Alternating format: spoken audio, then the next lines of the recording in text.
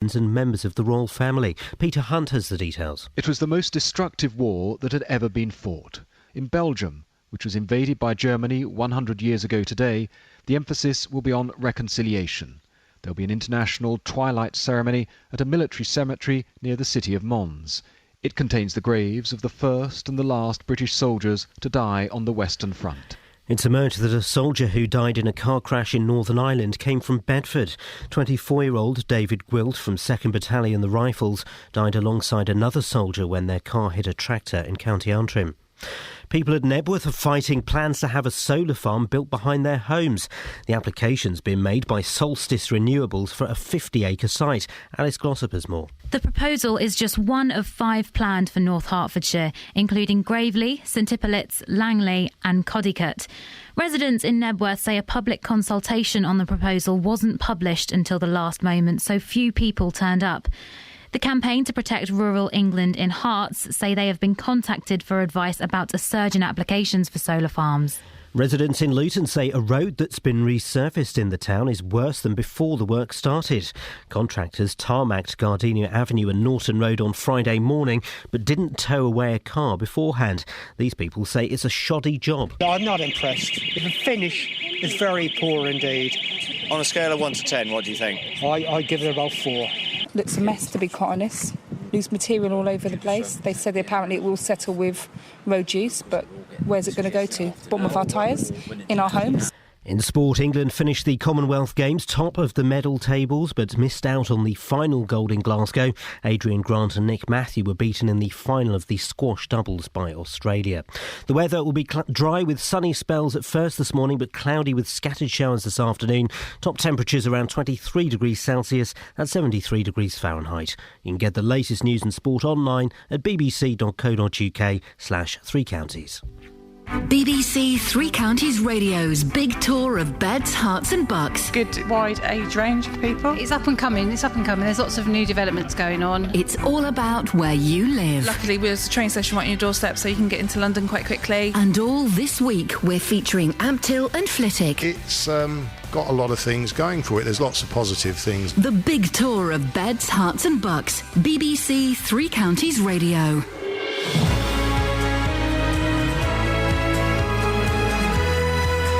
Oops, indeed, my producer friend. Oops, indeed. Morning, this is Iain Lee, BBC Three Counties Radio. Lots coming up on the show this morning, including... Dodgy doctors, question mark? Screw you, solar panels. And what on earth have you done to our roads? And a load of other stuff as well. It's Monday. We've all kind of got that slightly sluggish Monday feeling, so you can just give us a call about anything if you want, even if it's just to tell us off for being so slack. 08459. Is that the right phone number? I'm getting confused now. What's the phone number, Paul? 08459. Yes. 455. Yep. 555. That's the phone number. He got it. Across beds, hearts and bucks. This is BBC Three Counties Radio. It's been 1 week since you looked at me. Cocked your head to the side and said I'm angry. 5 days since you laughed at me, saying get that together, come back and see me. 3 days since the living room. I realized it's all my fault but couldn't tell you. Yesterday you'd forgiven me, but it'll still be 2 days till I say I'm sorry. Hold it now and watch a hoodwink. Does it make you stop think? You'll think you're looking at Aquaman. I summon fish to the dish, although I like the chalet Swiss, I like the sushi cause it's never touch a frying pan. Hot like wasabi when I bust rhymes. Speak like Leanne rhymes because I'm all about value. Bert Kemper's got the mad hits. You try to match wits, you try to hold me but I bust through. Can I make a break and take a bake out like a sink and they can shake out like vanilla? It's the finest of the flavors. Gotta see the show cause then you'll know the vertigo is gonna go cause it's so dangerous you'll have to sign a waiver. Can't I help it if I think you're funny when you're mad? Trying hard not to smile though I feel bad. I'm the kind of guy who laughs at a funeral. Can't understand what I mean, well you soon will. I have a tendency to wear my mind on my sleeve. I have a history of taking off my shirt. It's been 1 week since you looked at me. Threw your arms in the air and said you're crazy. 5 days since you tackled me. I still got the red burns on both my knees. It's been 3 days since the afternoon. You realize it's not my fault, but I'm only too soon. Yesterday you'd forgiven me, and now I'll sit back and wait till you say you're sorry.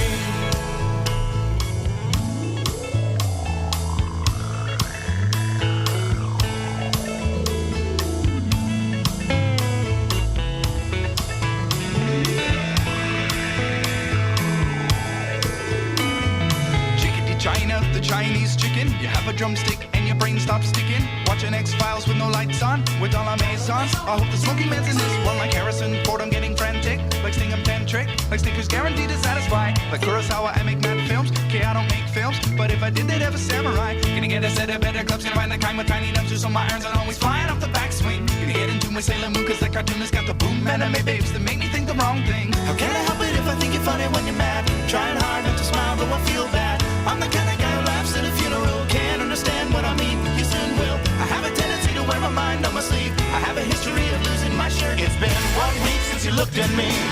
Dropped your eyes to the sides and said I'm sorry. 5 days since I laughed at you and said you just did just what I thought you were gonna do. 3 days since the living room. We realized we're both to blame, but what could we do? Yesterday, you just smiled at me, cause it'll still be 2 days till we say we're sorry. It'll still be 2 days till we say we're sorry. It'll still be 2 days till we say we're sorry. Birchmount Stadium, home of the Robbie.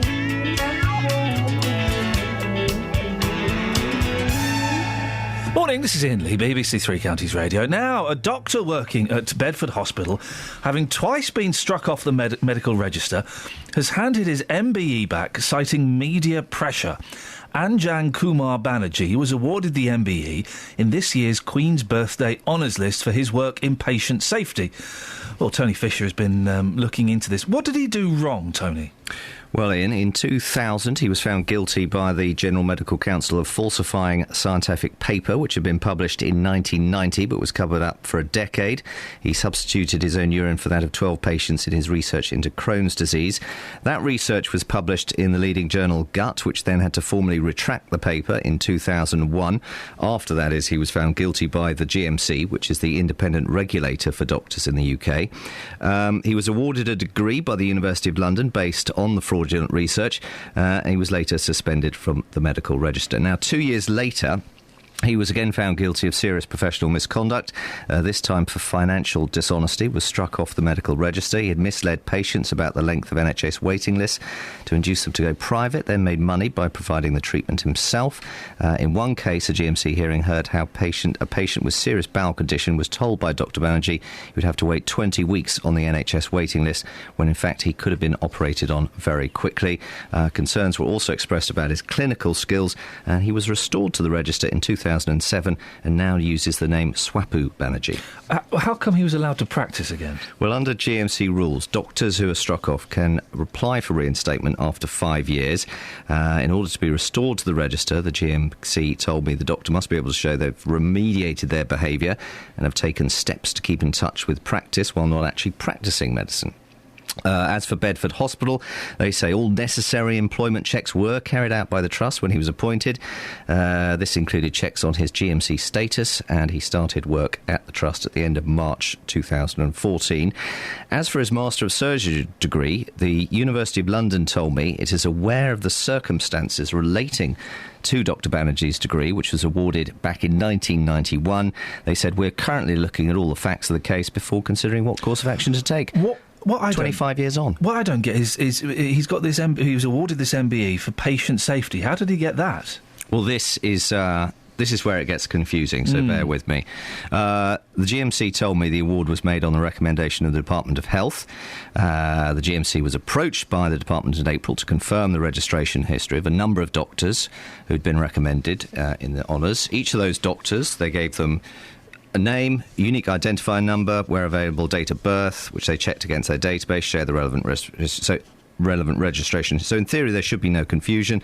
The information they provided about Dr Banerjee, including the registration status and fitness to practice history, based on the name and details given to them by the Department of Health, was, they say, correct. Trouble was, the GMC says, that was not for the Dr Banerjee who received the MBE. So there are two Dr Banerjees? There are two Dr Banerjees on the register. It seems fairly obvious there are two different Dr Banerjees. So I approached the Department of Health. My query was taken on by the Cabinet Office. Spokesman wasn't very helpful. They said, like any other nomination, Dr Banerjee's honour was considered on merit based on the information provided to the relevant independent honours committee, in this case, the Health Honours Committee. So it seems like there's been a massive mistake here somehow. Lord Kakar is the chairman of the Health Honours Committee, as well as being one of the medical members of the GMC. When I rang him and asked him about Dr Banerjee's MBE, he apparently couldn't hear what I was saying. And the Cabinet Office then rang back to say he was out of the country for a week. And Dr Anjan Banerjee, the first one, what has he had to say about all of this?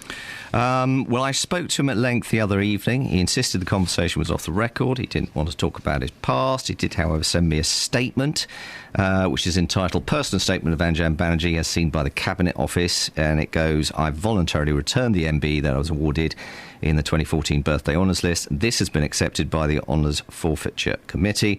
The adverse media coverage surrounding the award has caused distress to me, my family and colleagues, and is a significant factor in my taking this action in advance of any decision by the Honours Forfeiture Committee on whether the award should stand.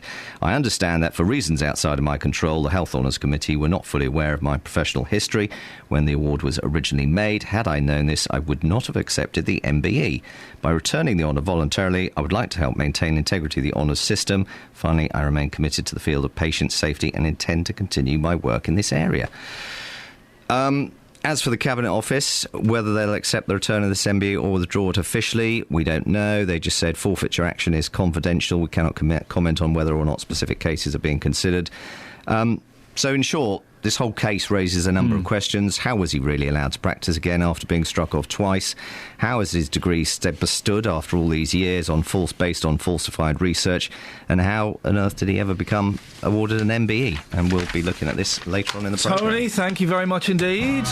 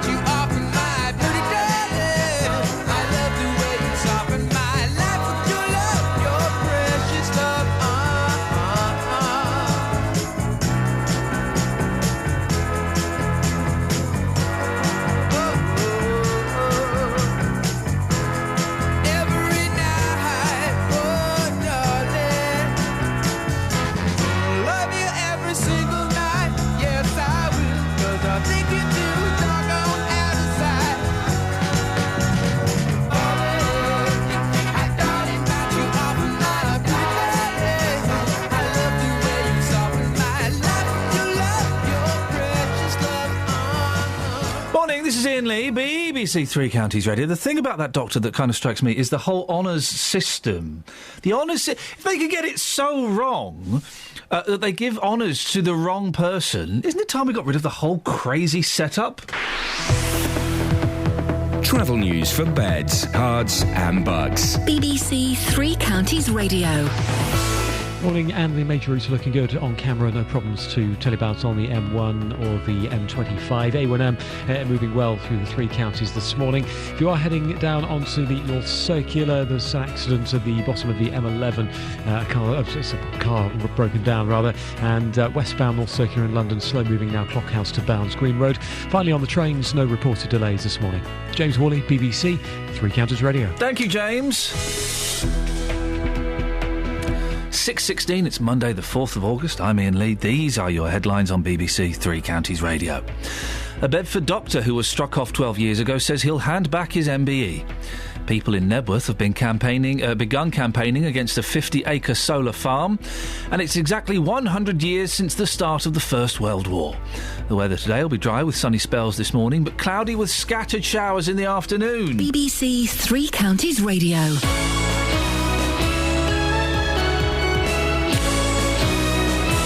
Here's a question for you, dear listener, and Paul Scoins, maybe you can. So it's 100 years since the start of World War I. I don't know. Am I supposed to have brought you a card or something? Do I shake your hands and say Happy First World War Day? I don't know what the etiquette is. But what they, and by they I don't know who I mean, are asking people to do tonight is to turn off all your lights and maybe have one light on or a candle. Firstly, who's got candles in their house anymore? No one has candles. No one has candles. We've not had candles since the strikes in the 1970s. The strikes in the 70s were exciting because the candles would come out. So who's got a candle? And also, it's a big day, and we're playing some World War I stuff a little bit later on, and of course it's a huge moment in history. Is anybody going to do that? Is anybody going to do that, to turn off all their lights and light a candle at 10 o'clock at night? I think it's 10 o'clock, or is it 11? 10 o'clock, I think it is. I don't know if anybody's going to... Does anybody feel that connected to the story to do that? 100 years ago is a very, very long time. I guess people's grandparents might have a connection. So you probably got a connection via your grandparents, but... Yes, if you're of an age. If you're of an age, yeah. Let's put that. Maybe I'm totally misjudging this. I don't know. It's not in any way a criticism. I think all of these things where people are encouraged to do the same thing at the same time, I think they're very nice and they can be very powerful. Unfortunately, we'll be fast asleep when 10 o'clock comes. Well, your light will be out. My light will certainly be out, and I certainly won't be leaving a candle on whilst I'm asleep. 08459 455 555. Does anybody listening feel close enough, connected enough to World War I to take part in this Lights Out campaign tonight? Will you be doing it? 08459 455 555.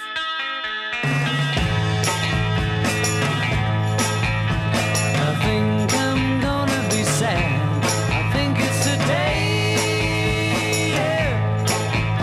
The girl that's driving me mad is going away.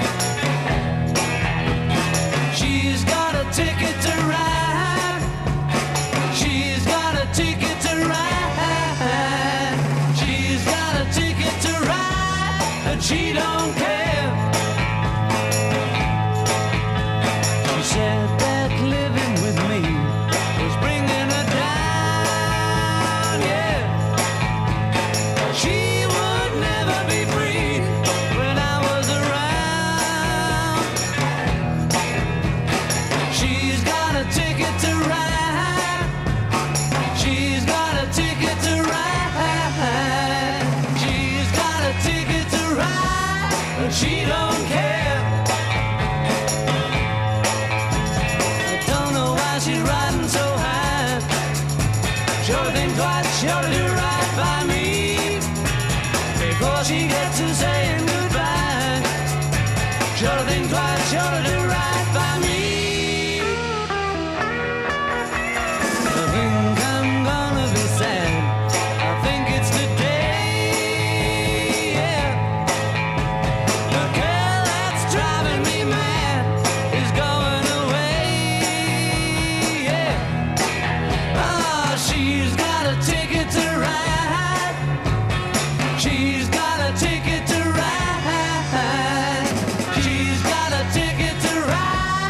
She don't care. I don't know why she's riding so high. Sure to think twice, sure to do right by me before she gets to saying goodbye.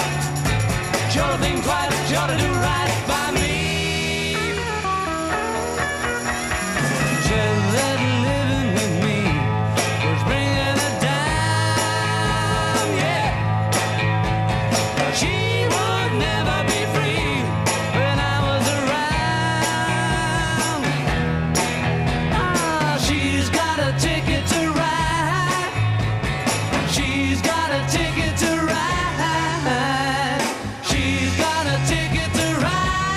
but she don't care.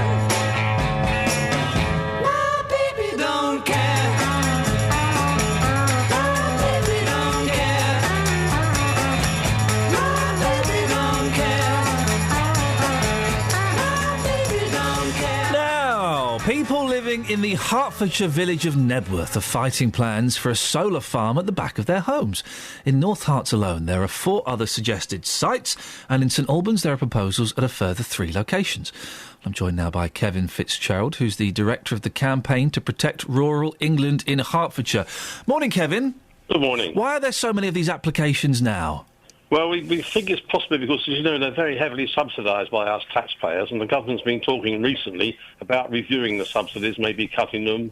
I think people are sort of trying to get in quick before that happens. What's your beef with solar farms?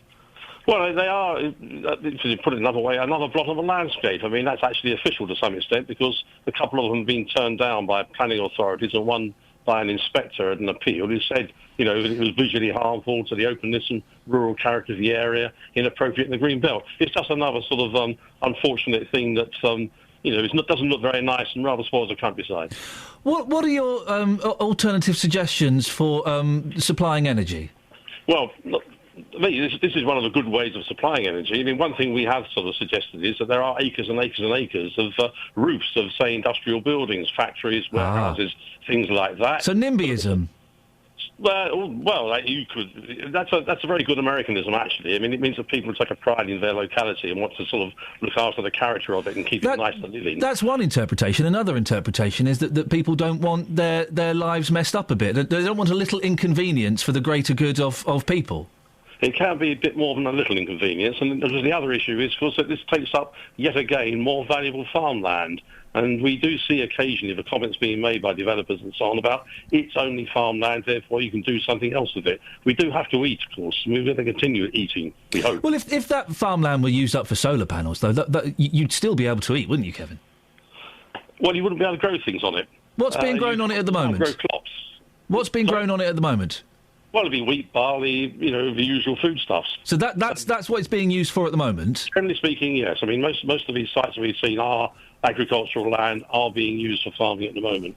And indeed, arable farming. You can, of course, graze sheep under them, but it's not really a sheep area around here. It is arable. We grow, wheat, barley, oats, things of that sort. OK, and so they would be removed if these solar farms were installed? That's right, over the period of the farms. I mean, what we're doing in CPRE is we're working up a checklist of criteria that if sort of planners look at these and if they follow these through, that they will be acceptable. And one of them would be try and avoid the good quality farmland that we're using to produce our food.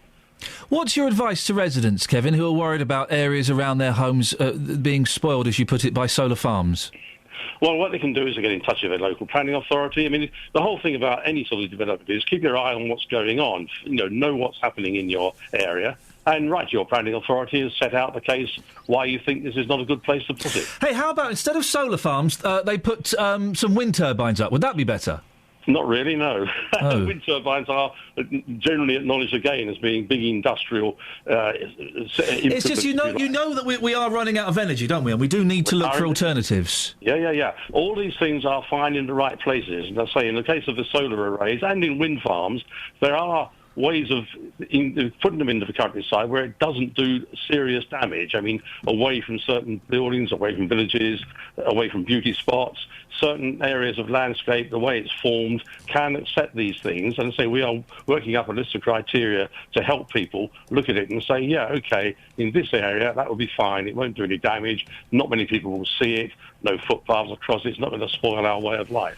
Kevin, I appreciate your time this morning. Thank you. Kevin Fitzgerald, Director of the Campaign to Protect Rural England in Hertfordshire. Your thoughts, please, dear listener. 08459 455 555 is the telephone number. If you regular listeners to the show will know, I think wind turbines are beautiful. Oh, would you want one at the end of your garden? Do you know what? I wouldn't mind. I think they're stunning things. And solar farms, I've seen pictures of them. Are they that ugly? I mean, I don't know the effectiveness of them, but that wasn't Kevin's argument. His argument was they are a blot on the landscape. Put them on the roofs of industrial buildings. Don't put them in fields. Are they really that ugly? Is it such a bad thing? 08459 455 555. I'm getting a bit tired of NIMBYs, to be honest. Like the Archers.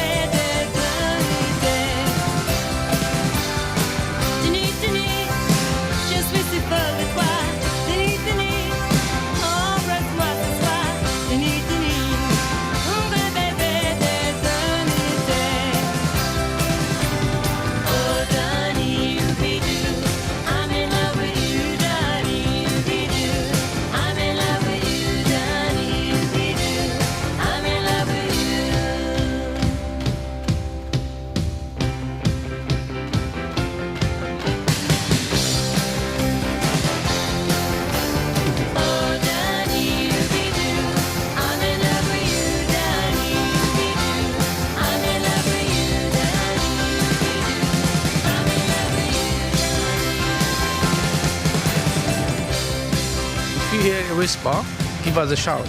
There we go, don't forget that. 08459 455 555. So, a couple of things that we can argue about if you fancy it. Solar farms. What's your beef with solar farms? We're still going to... I didn't quite buy Kevin's argument. Hey, well, if it's farmland, we won't be able to eat. Well... If you replace a few fields with solar panels, I think food will still be available in Asda, won't it? Also, this commemoration, celebration, I don't know what, 10 o'clock tonight, we're all being encouraged to turn off our lights and light one candle or one lamp to commemorate the start of World War I. I love ideas like that. I think they're great. I think things where communities are joined together by distance and by, great. Is anybody actually going to do it, though? Nice idea. Is anyone going to see it through? 08459 455 555. Travel news for beds, cards and bugs. BBC Three Counties Radio. Well, no reported accidents or incidents on the motorways, although the M1 looking rather slow, 9 to 8 looking at the cameras, or heavy, should I say, really, heading down towards the turn for Hemel Hempstead. M25 is moving along well, both clockwise and anti-clockwise. The North Circular in London, delays on the westbound side, Clockhouse to Bounds Green Road. And as for trains, no reported problems this morning. I'm James Worley, BBC Three Counties Radio. Across beds, hearts and bugs. This is BBC Three Counties Radio.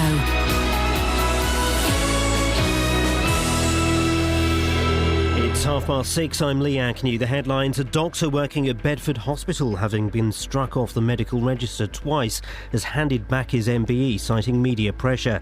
Anjan Banerjee was awarded the MBE in this year's Queen's Birthday Honours List for his work in patient safety. People at Nebworth are fighting plans to have a solar farm built behind their homes. The application's been made by Solstice Renewables for a 50-acre site. And residents in Luton say a road that's been resurfaced in the town is worse than before the work started. Contractors tarmacked Gardenia Avenue and Norton Road on Friday morning, but didn't bother to tow away a car beforehand. The weather will be dry with sunny spells at first this morning, but cloudy with scattered showers this afternoon. Top temperatures around 23 degrees Celsius, that's 73 degrees Fahrenheit. Three Counties Sports. BBC Three Counties Radio. Rory McIlroy returned to the world number one, winning the World Golf Championships Invitational by 2 shots from Sergio Garcia in Ohio last night. He sealed victory with 4 under par 66 in his final round, completing a 15 under par tournament. The 25-year-old says he's feeling confident ahead of the US Open, which starts at Valhalla on Thursday. That's what I'm most proud of, is keeping that mindset of not letting myself fall into any sort of complacency, just to keep going and just happy to win again and obviously very confident going into the PGA. The Commonwealth Games have come to a close. Geraint Thomas scored a 5th and final gold medal for Wales at the road racing in Glasgow yesterday. Thomas spoke afterwards about Peter Kenyuk from the Isle of Man, who led the race from the start, only to be overtaken in the closing stages. It's unfortunate for him. I think he was hoping for a few people to go with him, and so he was stuck out there on his own. And so it's just unfortunate for him, but he'd kind of bought his ticket, so to speak, and that was it. So. Britain's number one tennis player Andy Murray has confirmed he wants Amelie Mauresmo to remain as his coach for the foreseeable future. Murray says they've made plans to keep working together following Wimbledon. I'm planning on working with her for the foreseeable future. I sat down with her the day after Wimbledon, and I really enjoyed working with her over the grass court season, and she enjoyed working with the team. The Milton Keynes Dons host newly promoted Premier League side Leicester this evening with a 7:45 kick-off at Stadium MK. And finally, in cricket, Buckinghamshire side Dinton lost to Great Chew in the semi-finals of the National Village Cup. BBC Three Counties News and Sport, more at 7 o'clock.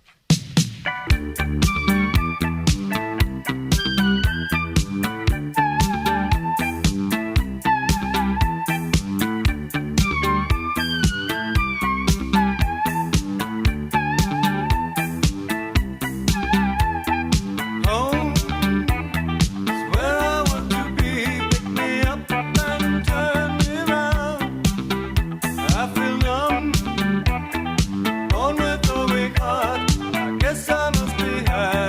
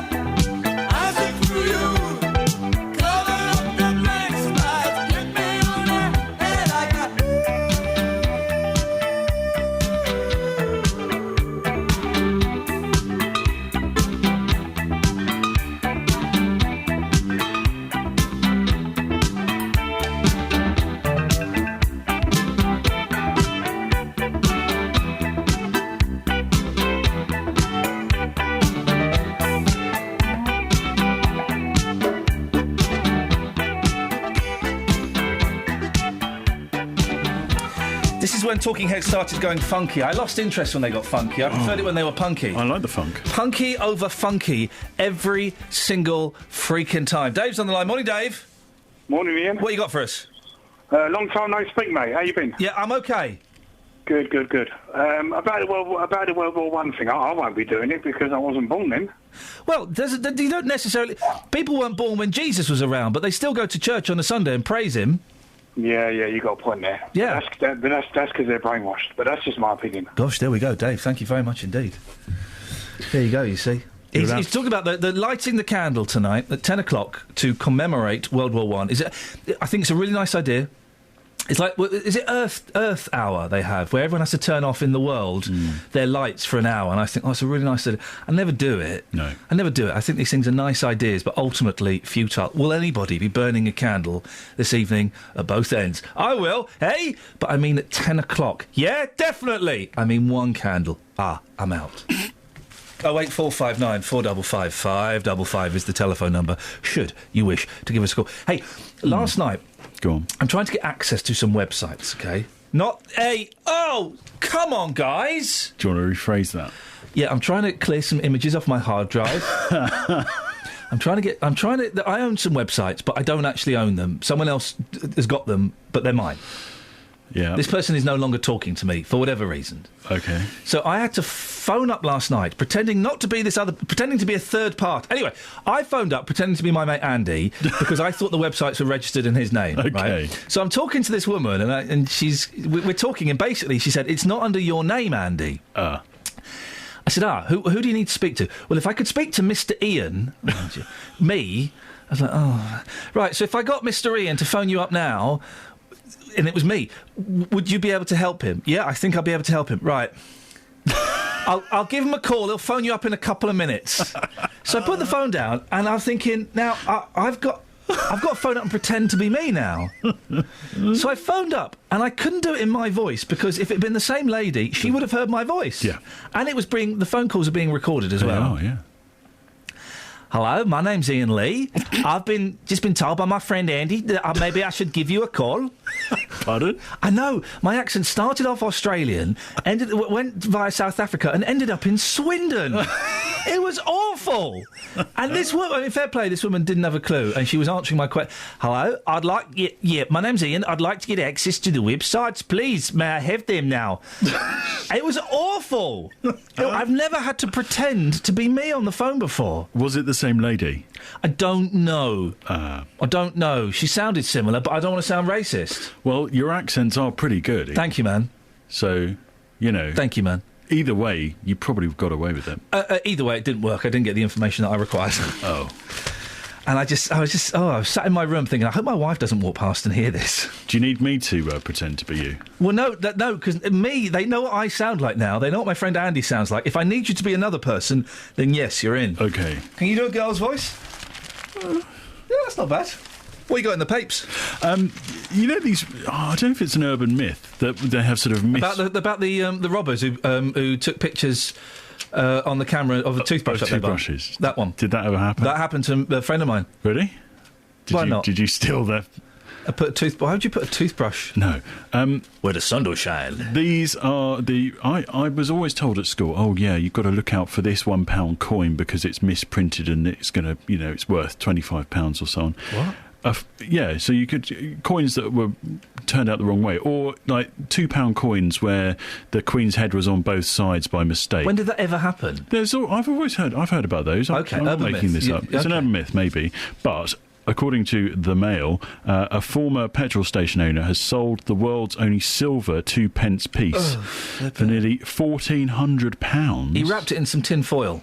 Well, it was apparently a freak coin. Freak you in a minute. Among a roll of new currency whilst filling the till at his business in 1988. So it's quite an old coin. Here's something. Go on. Don't you wish your girlfriend was hot like me? Don't you? Don't you? Yeah.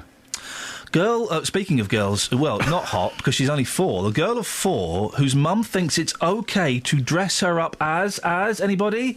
A Hooters waitress. Wow. Now, for those who don't know, Hooters is a chain of restaurants. I believe they're in this country now. They're certainly in the United States, where it's big-breasted women wearing Hooters T-shirts and tight hot pants. Can I say, the only time I've been in a Hooters was in Las Vegas, the worst place in the world. Why anybody would want to go there, right? And I was there with a group of people.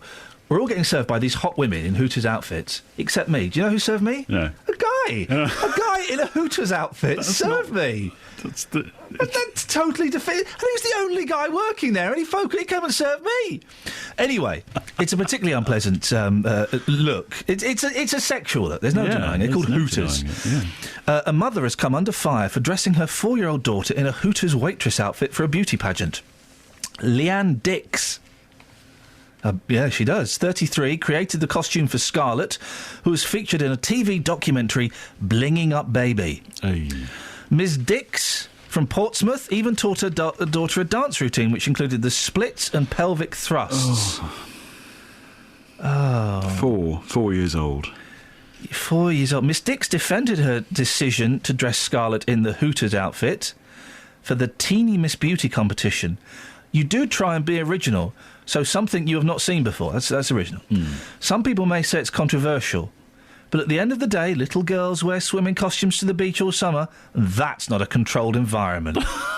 That is ridiculous. This woman... Now, we have to be careful, because Leanne Dix is not here to defend herself, but she's an idiot. What a ridiculous thing to do. No, it's a little 4-year-old girl wearing tight little orange hot pants and a Hooters top. Yeah. Outrageous. Disgusting. Child abuse. Take that child off her. A businessman, this is also in the Times, a business... I've often wondered if people would ever do this. Go on. So... He was so frustrated by the roadworks near to his house. Oh, yeah. He's actually gone and built a toll road alongside the roadworks. He's done what? He spent £150,000 to build a slip of road which totals around 360 metres. And he's charging motorists £2 to travel each way because it's going to be closed for the rest of the season.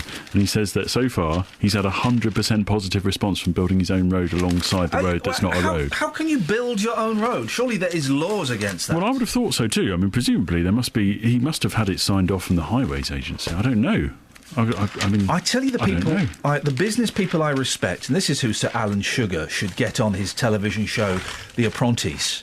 Are those guys that they're near a concert venue, Earl's Court or something like that, and they break into a car park, they cut the chain and the padlock off, they open the car park, they put on a high-vis jacket, and they charge suckers like me a tenner to park there all day. Those guys, if only they paid tax, then boy oh boy, this country would be in a much safer place, wouldn't it? Wouldn't it? Especially when you get towed by the company which actually owns the car park. Which actually owns the car park. 08459 455 555 is the telephone number if you want to give us a call. We'll have a little bit of travel. Travel news for beds, cards and bugs. BBC Three Counties Radio. And we'll start on the M25, building up anti-clockwise 21 to 20, the M1 round towards Kings Langley, we can see on camera, and then it's also very heavy down to 16 for the M40. Southbound M1's quite heavy, 10 to 9 south of Luton, down towards the Whipsnade turn-off. And the A1 Barnet Bypass, if you're heading into London, there's an accident on the A1 at the Stirling Corner junction. The outside lane is shut, causing queues. No reported problems, though, for trains this morning. I'm James Woolley, BBC Three Counties Radio. Thank you very much. 6:45 exactly. It's Monday, the 4th of August. I'm Iain Lee. These are your headlines on BBC Three Counties Radio. A Bedford doctor who was struck off 12 years ago says he will hand back his MBE. People in Nebworth say they don't want a solar farm built near their homes. And events are taking place to mark the start of the First World War 100 years ago. Let's get the weather. Here's Georgina. Beds, Herts and Bucks weather. BBC Three Counties Radio.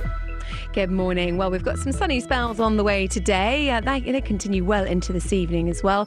However, some isolated showers around this afternoon. They're pretty few and far between, so certainly not all of us will see them. However, some of them are going to be quite heavy as well. Temperatures look like they'll reach about 22 or 3 degrees Celsius. And tonight, a largely dry night with clear spells. Temperatures down to about 12 degrees. A little cool, so probably quite comfortable again. And tomorrow, after a bright start, it does cloud over somewhat. However, still some sunshine sunshine around, and similar temperatures up to 22 or 3 degrees Celsius.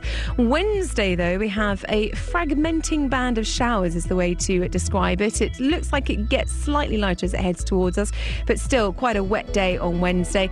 Thursday, sunny spells and isolated showers, and then back to heavy rain on Friday. That's your latest forecast.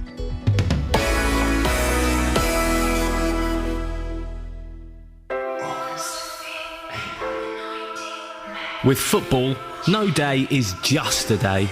December. It's a day where memories are made. I think something will have to be done, and I will have to look the situation very closely. December the 17th, 2013. In sports news, Gianfranco Zola has resigned as manager of Watford.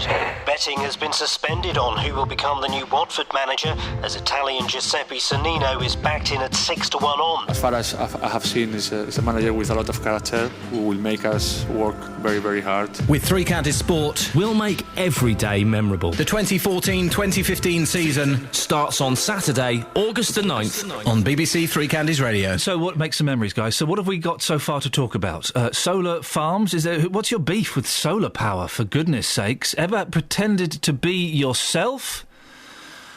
And will anybody be taking part in the rather noble... but futile? I don't know. Lighting of a candle this evening at 10 o'clock.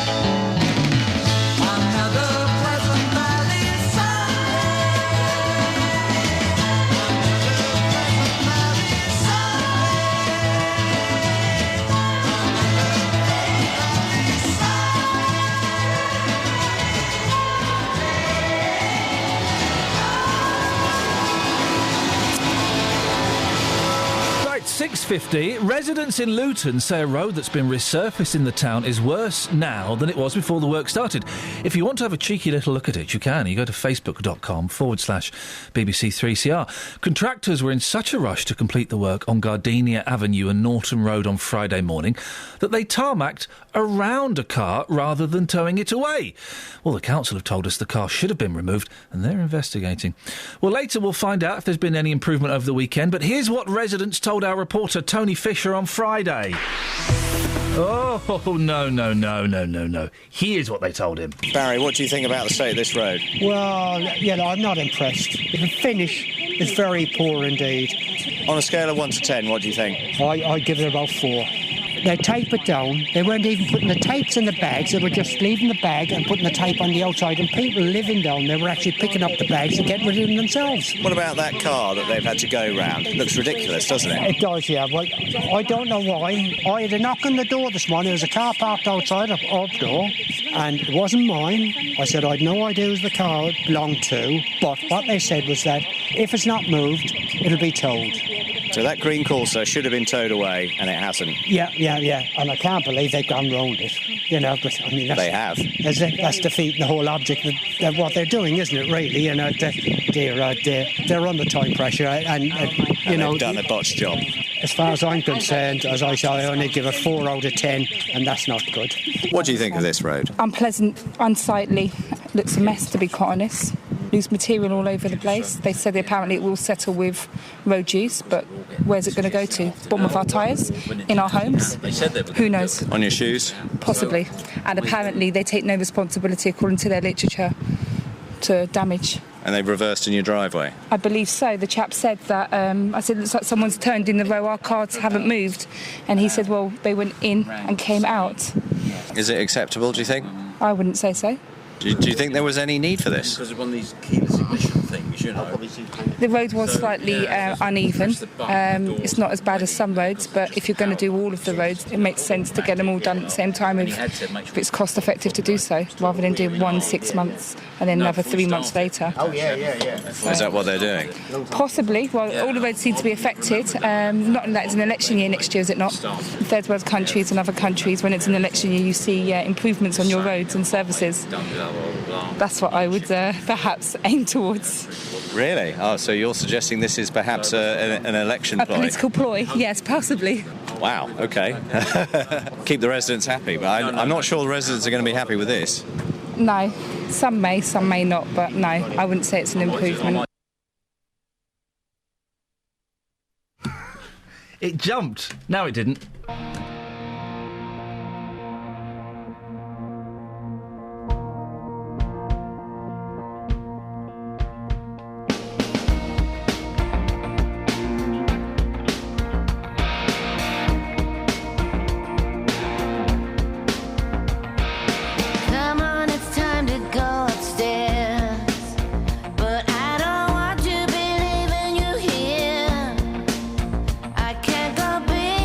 Room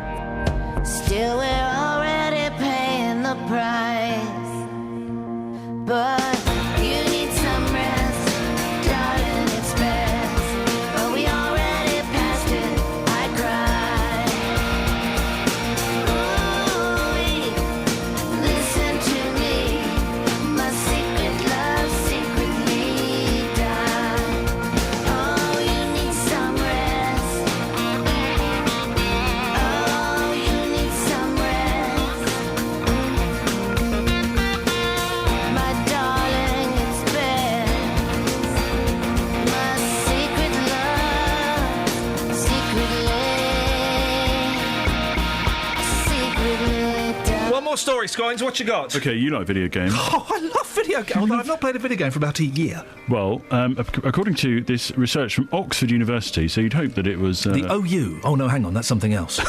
Children who play video games for up to an hour a day are happier, more sociable, less hyperactive, and sort of generally all round better than those kids who don't play at all. No, they're not, Paul, as we all know that video games are responsible for jihadists going to Syria. That was in the papers last week, guys.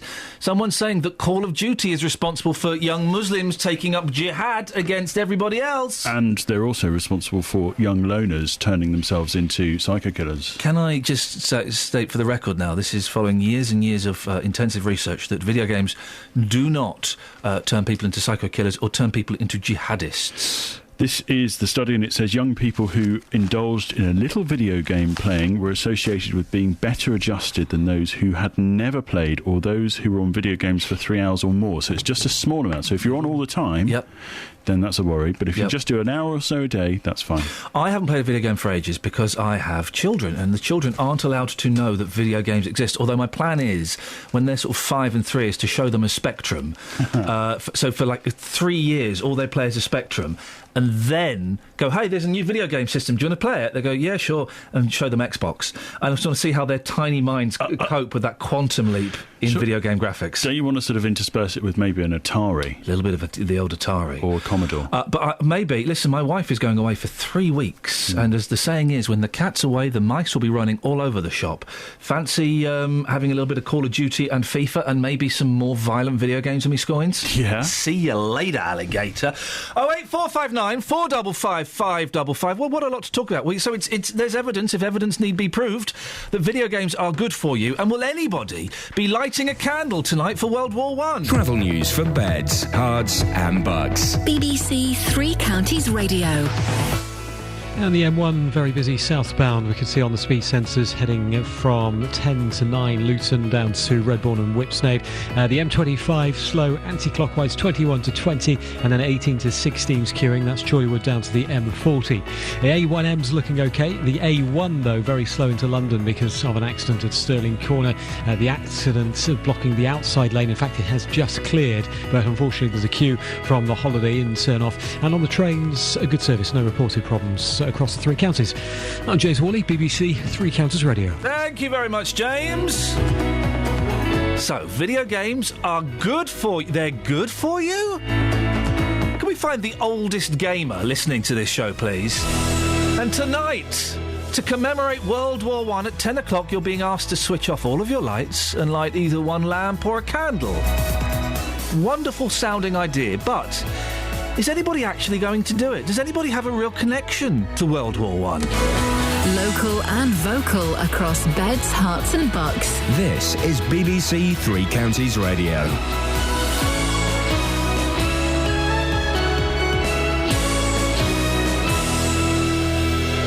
It's 7 o'clock, I'm Lee Agnew. The headlines: Bedford doctor to return his MBE, 100 years since the start of the First World War. And people in Nebworth say they don't want a solar farm. BBC Three Counties Radio. A doctor working at Bedford Hospital, having been struck off the medical register twice, has handed back his MPE.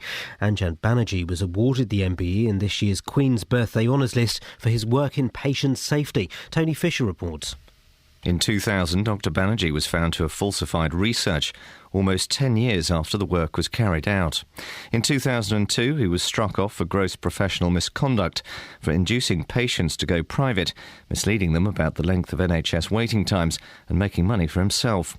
In a statement, he said the Health Honours Committee was not fully aware of his professional history, and had he known this, he would not have accepted the MBE. The 100th anniversary of when Britain entered the First World War is being marked with events in the UK and Belgium.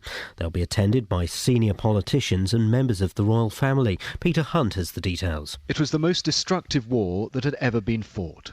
In Belgium, which was invaded by Germany 100 years ago today, the emphasis will be on reconciliation. There'll be an international twilight ceremony at a military cemetery near the city of Mons. It contains the graves of the first and the last British soldiers to die on the Western Front. It's emerged that a soldier who died in a car crash in Northern Ireland came from Bedford. 24-year-old David Gwilt from 2nd Battalion the Rifles died alongside another soldier when their car hit a tractor in County Antrim. People in Nebworth are fighting plans to have a 50-acre solar farm built behind their homes. It's one of 5 solar farms planned across North Hertfordshire. Kevin Fitzgerald from the Campaign to Protect Rural England told Iain Lee they spoil the countryside. Well, they are another blot on the landscape. I mean, that's actually official to some extent because a couple of them have been turned down by planning authorities and one by an inspector at an appeal who said, you know, it was visually harmful to the openness and rural character of the area, inappropriate in the green belt. Residents in Luton say a road that's been resurfaced in the town is worse than before the work started. Contractors tarmacked Gardenia Avenue and Norton Road on Friday morning, but didn't bother to tow away a car beforehand. The council's promised to rectify any faults. These people say it's a shoddy job. I'm not impressed. The finish is very poor indeed. On a scale of 1 to 10, what do you think? I give it about 4. Looks a mess, to be quite honest. Loose material all over the place. They said apparently it will settle with road use, but where's it going to go to? Bottom of our tyres? In our homes? In sport, the Commonwealth Games has come to an end with England at the top of the medals table, and in golf, Rory McIlroy has won the World Golf Championships Invitational in America. The weather will be dry with sunny spells at first this morning, but cloudy with scattered showers this afternoon. Top temperatures around 23 degrees Celsius, 73 degrees Fahrenheit. You can get the latest news and sport online at bbc.co.uk/3 counties. BBC Three Counties Radio's big tour of beds, hearts and bucks. It's a small town, so you can come here and do all your shopping. And all this week, we're featuring Ampthill and Flitwick. Ampthill is a fantastic Georgian town, which is an absolutely brilliant place to live. It's all about where you live. When I first lived here, I think there was about 5,000 population. I think it's about 45 now. The big tour of beds, hearts and bucks. BBC Three Counties Radio. Morning! Iain Lee, BBC Three Counties Radio. It's Monday, the 4th of August. How on earth? Busy show this morning. Coming up next, a doctor who practices in Bedford got an MBE despite having been struck off. It's 100 years since the start of the First World War. Does it matter to you? Have you got any connection with it at all? Turns out video games are good for you. Can we find the oldest gamer listening to this show, please? Oh, and remind me to talk to you later on about my rabbit. No, I know. I'm worried that he's going to die again. Not again. No, not again. He went missing for a few weeks. We got him back. He definitely didn't die.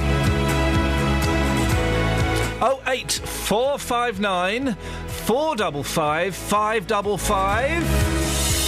Across beds, hearts and bucks. This is BBC Three Counties Radio. Yeah, Benji has gone, Sorry? Benji? Benji Bunny. Benji Bunny? Yeah. What's wrong with Benji Bunny? He's gone patchy. He's got mange. No, he's not got mange. His fur's not falling out. Yeah. He's gone brown. He's grey and he's gone brown. I think that's just the mud. Because it's been raining a bit. Oh, well, yeah, that's true. But he's got... His fur is kind of in different colours. So there are some grey patches, and then there are sort of darker patches, and then there are some lighter patches. Is that...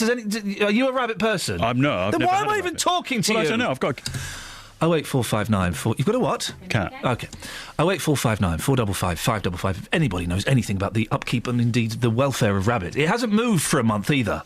Well, hang on. It's not moved for a month. Now, I'm not a vet. Yes. But I would say that's ringing some alarm bells. OK. Well, we'll talk about it later on. We'll talk about it a bit later on. Now, a doctor working at Bedford Hospital, having twice been struck off the medical register, has handed his MBE back, citing media pressure. Anjan Kumar Banerjee was awarded the MBE in this year's Queen's Birthday Honours List for his work in patient safety. Well, we can speak now to Dr. Peter Wilmshurst, who first reported Dr. Banerjee to the GMC.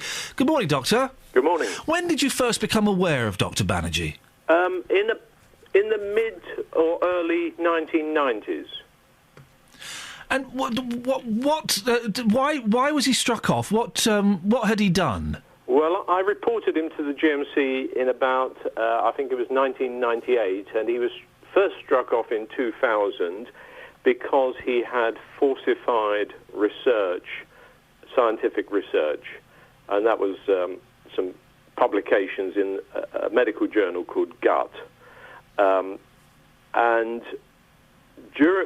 by the time he had was awaiting his GMC hearing, he'd already been suspended from the hospital he worked at because of other concerns that had arisen about his skills as a surgeon and because of concerns about his financial conduct and particularly his private practice, and the fact later proved at a second GMC hearing in 2002 that he performed inappropriate operations on patients for financial gain. He was basically saying, if you have this done on the NHS, it's going to take months, but you could come and see me privately and we can do it next week. That sort of thing, yes. Okay, I'm summarising slightly, but in regards to his research that was falsified, how did you find out about that? And was there ever any question in your mind about reporting him? Well, I first found out in the mid-1990s, and at that time it was actually fairly common knowledge. When I learned, it was quite common knowledge. Lots of people knew. And the surprising thing is that he hadn't been reported before. I had some initial concerns about reporting him to the GMC because previously when I'd reported people to the GMC for falsifying research, the GMC had refused to do anything about those cases. Oh. And there were a large number of cases that I had reported of serious misconduct, which the GMC never did anything about, which concerned me. But I spoke at the British Medical Journal to the editor and to other members of staff at a meeting that they asked me to give about the problem of research misconduct. And at the seminar, it was suggested by Richard Smith, then the editor, and Richard Horton, the editor of The Lancet, that I should again report him. And I did so shortly afterwards. Is it how serious a thing is it to falsify research like that? Sorry. Well, it's very serious because if you falsify research, people get the wrong treatment. I mean, there are, for example, it's been estimated that the falsified research of a fellow called Professor Poldermans in Rotterdam, now proved to have been falsified, probably led to 10,000 patient deaths per year in the United Kingdom over a period of about 5 years. So his falsified research probably resulted in about 50,000 deaths in the UK alone, and his research was used throughout Europe. So false research leads to patient death. The interesting thing about his degree is he got his degree in 1991. The University of London, 23 years later, says it's still considering what action to take about that. Yes, well, I have been trying to get the University of London to do something about that for years because at the GMC hearing in 2000, Dr. Banerjee said, and his lawyers said, they admitted that the data in his Master of Surgery degree at the University of London was exactly the same as in the main article that was published in the journal Gut. And when the GMC found that the main article in Gut was false, it followed that the research and data published in the thesis, the University Master of Surgery thesis, must also be false.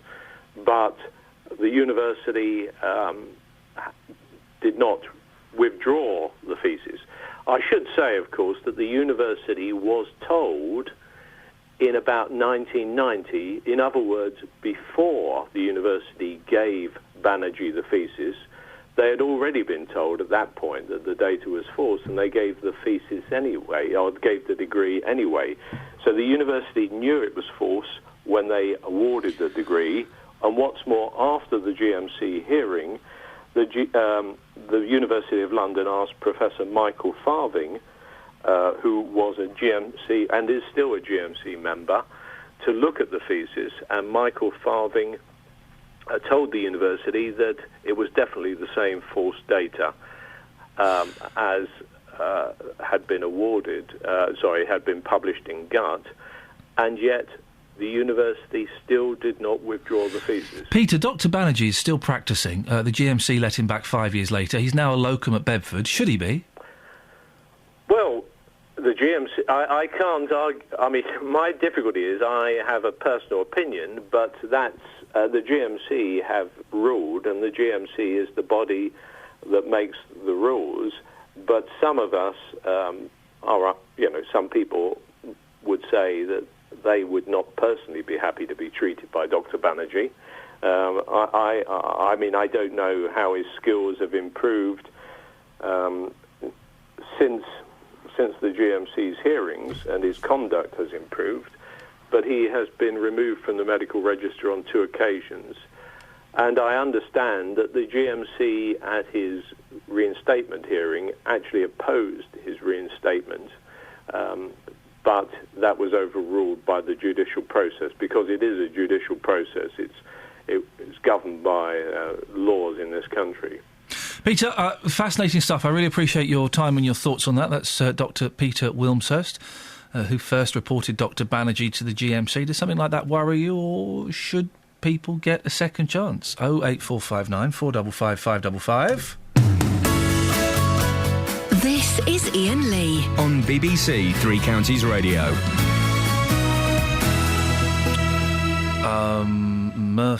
Iain has emailed in. Iain, I heard that Dr. Fox got struck off, and now he's a DJ. I believe that is could be hashtagged as classic bants. Irene's in Milton Keynes. Good morning, Irene. Good morning, Iain. What can I do for you this morning? You were talking about the candles and the lights. Oh, yes. For the remembrance today. Yes, we're all being encouraged to switch off our lights and light a little candle at 10 o'clock. Is anyone going to do it? Well, yeah, I cannot do, really, I'm not supposed to do a candle, but Why? Where I live, we have a little tiny green, like a night light type thing. Oh, yeah. So I'm going to have that on, switch all my other lights off, because, yes, my father was in First and Second War. Oh, blimey. And also my mother's brother. He didn't come back. Oh, dear. And so, yes, So, I just think that there's a sacrifice that they made. Yes. Especially those that lost their lives. Yeah, and far too many people did. So I would imagine, Irene, that you'll be remembering them, remembering them tonight. Well, I will, but my father was in 3 naughty campaigns, really. Naughty campaigns? Well, I would say bad campaigns then, if you want to call it that way. I mean, he was in Passchendaele, which was Ypres. Yeah. He was in Gallipoli, which really was, yeah. Yeah. And then went on to Palestine. Dear. So he didn't come out of the war until 1920, because that was back over there. And then went in the Second War. Irene, one question off on a slight tangent. Why aren't you allowed to use candles? Are you a bit of a pyro? Well, I've got a candle here, but we have a fire safe. Oh, OK. Not sure. OK. If I was to do it, whether it was set off the alarm, I don't know. Oh, no. Oh, don't set the alarm off, Irene. Oh, no. People think it's an air raid. Irene, thank you very much indeed. Well, there's someone who's got a very personal connection with World War I. So that's the first person who's going to be lighting a candle tonight. Well, not lighting a candle. She doesn't want to set off the alarms, but having a little night light on. Is anybody else going to be doing it? Is anybody else under the age of 60 going to be lighting a candle? I suspect that Irene is of a certain age. Good for her. Well done. Is anybody under 60 going to be doing it? 08459 455 555. Travel news for beds, cards and bugs. BBC Three Counties Radio.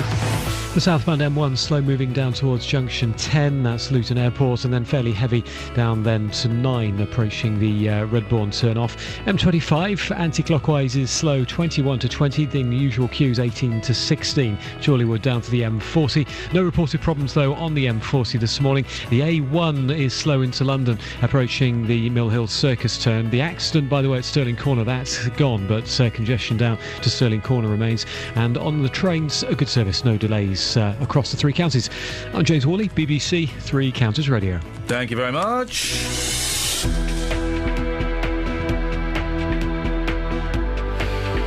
Right. 7:16. It's Monday the 4th of August. I'm Iain Lee. These are your headlines on BBC Three Counties Radio. A Bedford doctor who was struck off in 2002 says he's handing back his MBE. People in Nebworth say they don't want a solar farm built near their homes. And it's exactly a century since the start of the First World War. The weather today, dry, sunny spells this morning, but turning cloudy this afternoon. BBC Three Counties Radio.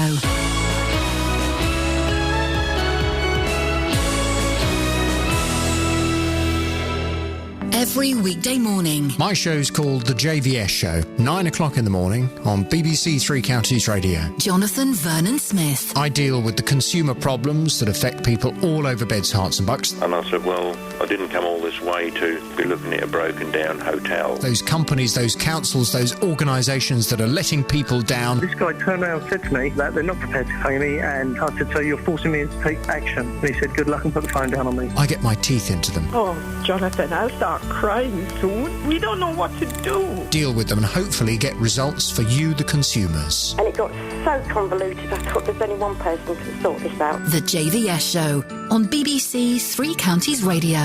Yeah, that's what I'm talking about, baby. That is what I'm talking about. Luann's in Flitwick. Morning, Luann. Oh, hang on a second. Look at those. Hello, Luann. Hello. Good morning. You all right? Yeah. Do you know anything about rabbits? The furry kind? Steady. Now, please, focus. Don't cry, do you? No, I don't. OK. No, anyway, right. Sorry, you caught me completely off guard there. I know, that's the plan. But that's not what you've called in. My rabbit's gone all funny, and I'm hoping he's all right. Oh, better go and see a vet then. Well, yeah, I know, they cost a few quid. Anyway, what have you called in about, Luann? Lighting a candle. Yeah, are you going to do it? I'm under 60. Only just? However, I had a bit of a trial run last night because I thought it was last night and not tonight. So I'm doing 2 candles. Sorry? I'm doing... 4 candles? No, not 4 candles. 2 candles. 2 candles? Hey! So you're going to... Why are you going to... Hang on, I'm confused as to why you're doing 2 candles, because you did one last night. I did one last night. I had a bit of a practice run because I thought it was last night. With school holidays, I completely got mixed up with the dates and everything. So you were remembering the night 100 years ago when the world was at peace? Exactly. And now... Why are you doing it? Well, I just think it's out of respect for all those people that died for us to get our freedom back. I just, I think... My great-granddad must have fought in the war. Nobody that was alive fought in the First World War that I remember, because obviously I'm far too young. But my great-granddad and my great-great-granddad, obviously, they probably would have done. So, I just think it's mass respect, really. But not the First World War, but any wars that are going on within the world. Yeah. Would you therefore say it's disrespectful not to do it? I suppose it's the way that people look at the world nowadays. Yeah. I don't think we'll ever have a peaceful world, but we just would like to look at the fact that we might do one day. Oh, you old head, you old hippie. I know, but, when you've got children growing up, you want the best for them in the world. You'd like to think it'll turn out all right. I think it's better than it was, the world, generally. Generally, in certain parts, yes. Hey, Luann, how old are your kids? 15 and 9. OK, do you let them play video games? Occasionally. Because it says in the papers today, Oxford University says in the papers today, video games are good for children. It's good for them. My son and my daughter have both learned an awful lot of stuff off particular games, I must agree. Yeah, like from Call of Duty, where to place the C4 and stuff? No, more like how to make different things on Minecraft. Oh, flip. I've never played this Minecraft. It's very, very educational. Is it? It is, yeah. Oh, you sound like my mum. We bought a BBC Micro instead of a Spectrum because it was educational. Oh. That's not what a 13-year-old boy wants to hear. They were a bit pants, though, really, They were weren't they? bobbins. Luann, thank you very much indeed. Kids have... I do think you can learn stuff from video games. And actually, that to one side. Here's the thing. Video games is fun. They're fun. They are fun. You can learn stuff. They're not. You're not sat there on your own necessarily because you can link up with people all around the world, and they're fun. I've learned how to break into cars. Yeah. I've learned how to to have some naughties and get away without paying. That's a high frequency joke. But the thing is, people say, "Oh, yeah, well, you know, video games is isolating and it means people are on their own." Hang on a second. What would you rather they do? Sat in a corner and read a book where they're interacting with what? Nobody. Video games, they're interacting, they're creating, they're moving, they're doing things. There's hand-eye coordination, and they're probably talking to someone on their headset. A book, you sat in a corner. Oh, what have you learnt today? I've learnt how to turn a page and fold page over at top so I don't lose pace. That's what I've learnt. Ridiculous. I should say the study only says for an hour, not for 3. Okay, yeah, let's not get carried away with stats. I'll say it now. Video games is better than books. There we go. It's out there. 08459 455 555. Now, people living in the Hertfordshire village of Nebworth are fighting plans for a solar farm at the back of their homes. It's being proposed by Solstice Renewables on a 50-acre site. Well, we'll be speaking to Giovanni Maruca, the director of the company, Solstice Renewables, in a second. But before that, joined by Nick King, who is one of those people, and his home backs onto the site in question. Morning, Nick. Good morning. How will this affect your home? We have a fairly open view over the rural landscape here, and the proposed site backs immediately onto our garden. It's only about 10 metres from the back of our house, the edge of it. But I wouldn't say that this was principally about myself and the impact that it's going to have on me, because the local area is an unusual part of Hertfordshire, really. I mean, the encroachment of the various towns here is growing. There's housing developments in plans for Stevenage. And so you need more energy then? Well, in Hatfield area. Yes, we certainly do need more energy, but there's a right time and a right place for this. Where would you suggest the extra energy comes from? Well, there's a new government policy that's come out which is suggesting that the energy should be on medium-sized on-site commercial premises. So if there are going to be solar farms like this one, they should be as part of an industrial area, the roofs of industrial buildings, and also the roofs of domestic properties. So so would you have some on your roof then? Yeah, potentially. I mean, the solar panels on a roof, they don't look particularly different from roof tiles or roof slates. So is it all about the view then, Nick? Because you just said more people are coming in. We need more energy anyway. We're facing an energy crisis in the next 50 years. So yeah. I'm just wondering why. Well, it's about the environment generally. The rural countryside is shrinking. There's more houses being built. A lot of people use this area for local amenity, particularly at the weekends. There are loads of people streaming up the lanes from Stevenage and. But the lanes will still be there, won't they? It's farmland. Well, it's not farmland. Right. I don't know if you quite know what one of these solar parks looks like. They haven't really reached this part of the country yet. And I'm sure that describe it to me. What does it look like? I'm sure a lot of people wouldn't really know what a solar park was.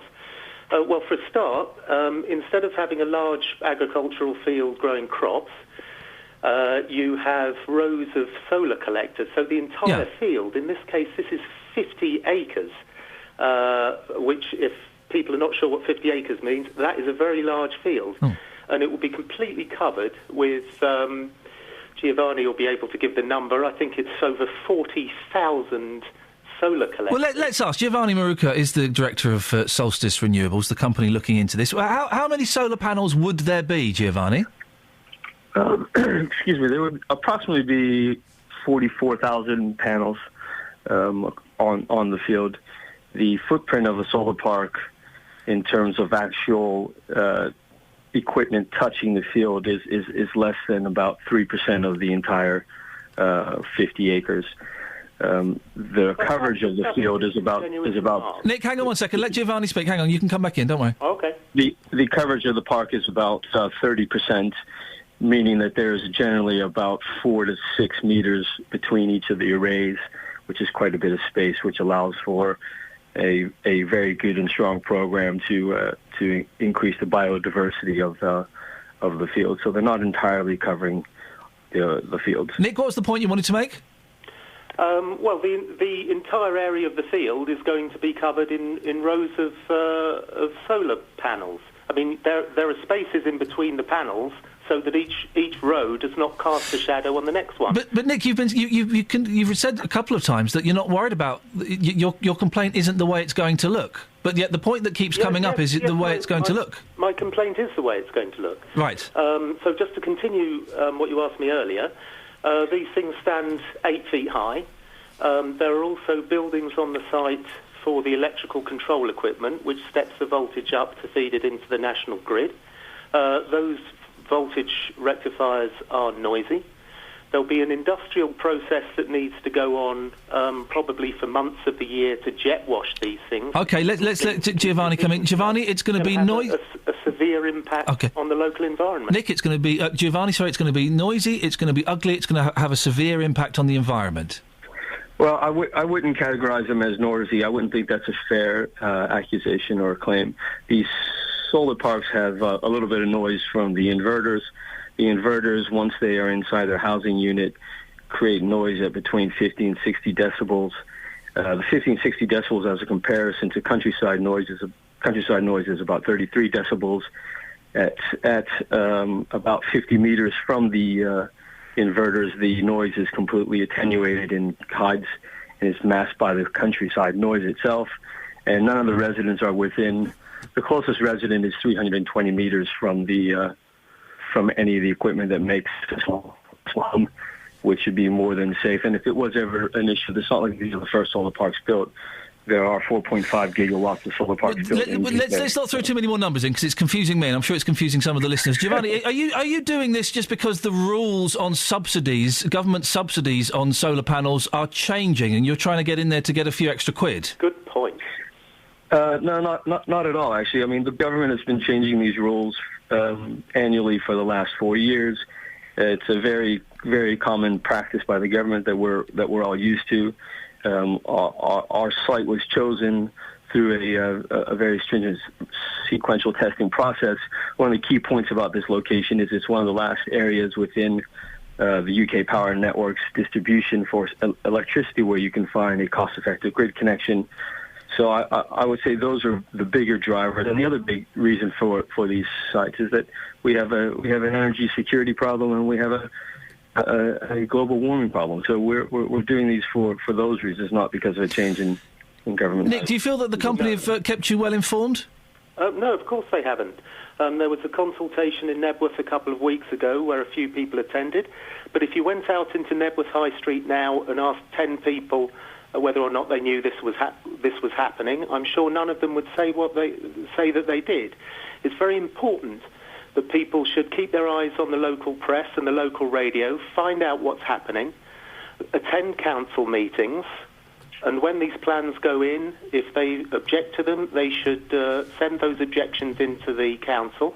They'll accept them by email, because it's very important that numbers of people are involved in this. There is an element of local democracy here, and the more people who object and say what they think, the more likely it is that the council will make the right decision and consign these plans to somewhere where the sun doesn't shine. Giovanni, you've got 30 seconds to respond, sir. Well, I'm not sure those are fair accusations. I've met with Nick myself. I've been in his home. We wrote to nearly 400 residents to kickstart this process. We have put in press releases. We've had stories on the radio. We've had a consultation where we've met over 100 people. We've met councillors during that time frame. We've offered to have meetings and further consultation with the local parishes. I've offered residents an opportunity to have professional landscapers come to their homes to take viewpoints that they're concerned about, because one of the benefits of a solar park is that they're very easy to screen. So I'm 100% confident that we'll be able to screen many of the views, if not all of the views from the local residents. And I think we've been doing a great job of consulting with the public, and we will continue that process as part of being a responsible developer. Gentlemen, we have to end it there. I know, Nick, you wanted to say more, and I'm sure that disagreement will continue. The last voice you heard there was Giovanni Maruca, who is the director of Solstice Renewables, and the other voice was Nick King. 08459 455 555. BBC Three Counties Radio. Let's get the travel with James. Travel news for beds, cards and bugs. BBC Three Counties Radio. Thanks, Ian. Quite heavy in Milton Keynes. There's an accident on the Brinklow roundabout where, of course, Tongwell Street meets Standing Way. Police are there. The accident happened just under half an hour ago now, we're being told. A1 slow into London, Stirling Corner to Mill Hill Circus, usual congestion there. M1 slow southbound 10 to 9, Luton Airport down to Whipsnade, and the M25, well, anti-clockwise heavy 21 to 20, in fact very slow, 21 to 20 to Kings Langley. Queuing then 18 to 16, Chorleywood down to the M40. James Worley, BBC Three Counties Radio. Across beds, hearts and bugs. This is BBC Three Counties Radio.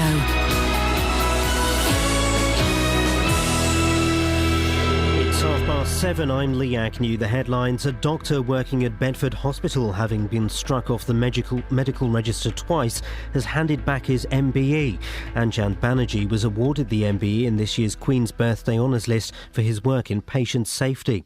People at Nebworth are fighting plans to have a solar farm built behind their homes. The application's been made by Solstice Renewables for a 50-acre site. And residents in Luton say a road that's been resurfaced in the town is worse than before the work started. Contractors tarmacked Gardenia Avenue and Norton Road on Friday morning, but didn't bother to tow away a car beforehand. The weather will be dry with sunny spells at first this morning, but cloudy with scattered showers this afternoon.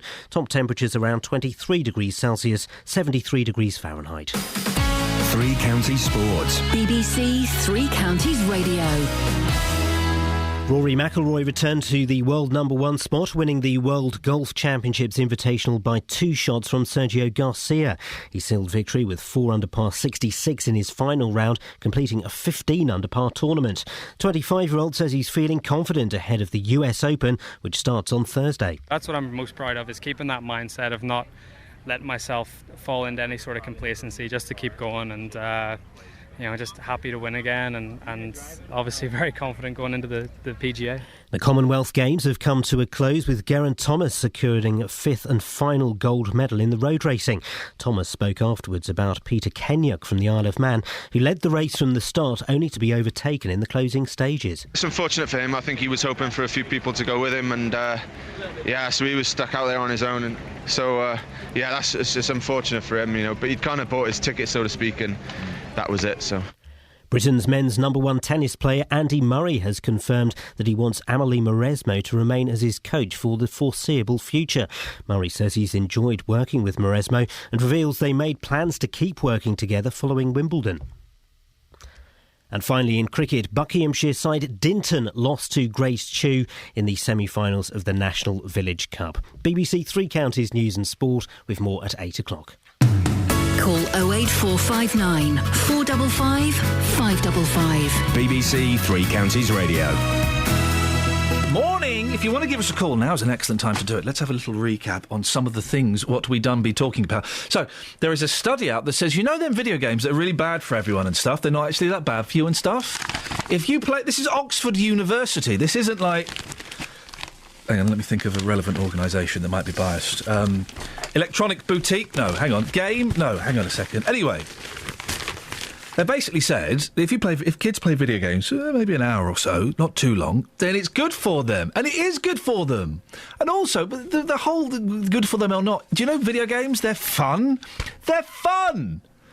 Of course, if they should be playing roughly age-appropriate games, but they're fun. All these people that say, video games make you a loner and a psychopath and a deviant and a killer. No, they don't. There was a story in the paper last week, I think probably the Mail, linking Call of Duty, which is quite a violent video game for adults, with people going off to fight in Syria. What? How on earth have you drawn that conclusion? Because the young men that went off to fight in Syria had played Call of Duty. It must have been that then. It couldn't have been the fact that, they ate cornflakes. Cornflakes linked to jihad in Syria.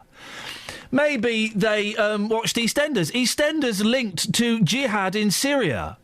No, it was the Call of Duty what done it. Really? Guys?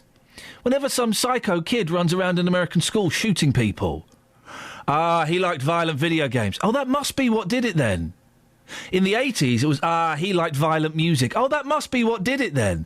Not the fact that maybe the kid that did it was psychologically damaged, was actually mentally unhinged. Video games are good for you. Fact. 08459 455 555. The other big story, it's on the front page of The Sun. Where have I put The Sun? Here it is. At the going down of the sun, remember them. David Cameron tonight leads Britain in a poignant lights-out tribute to the millions who died in World War I. The PM has ordered every light in 10 Downing Street turned off at 10 p.m. and a single candle placed on the doorstep. So basically, what you're being asked to do, 10 o'clock, you turn off all your lights, maybe leave a lamp on, or a candle if you still have them. Does anybody still got candles? We haven't got candles. We've got birthday candles. I'm not going to light a birthday candle at 10 o'clock. That would be weird. Has anybody still got... Can we go off on this ever such a slight tangent, please?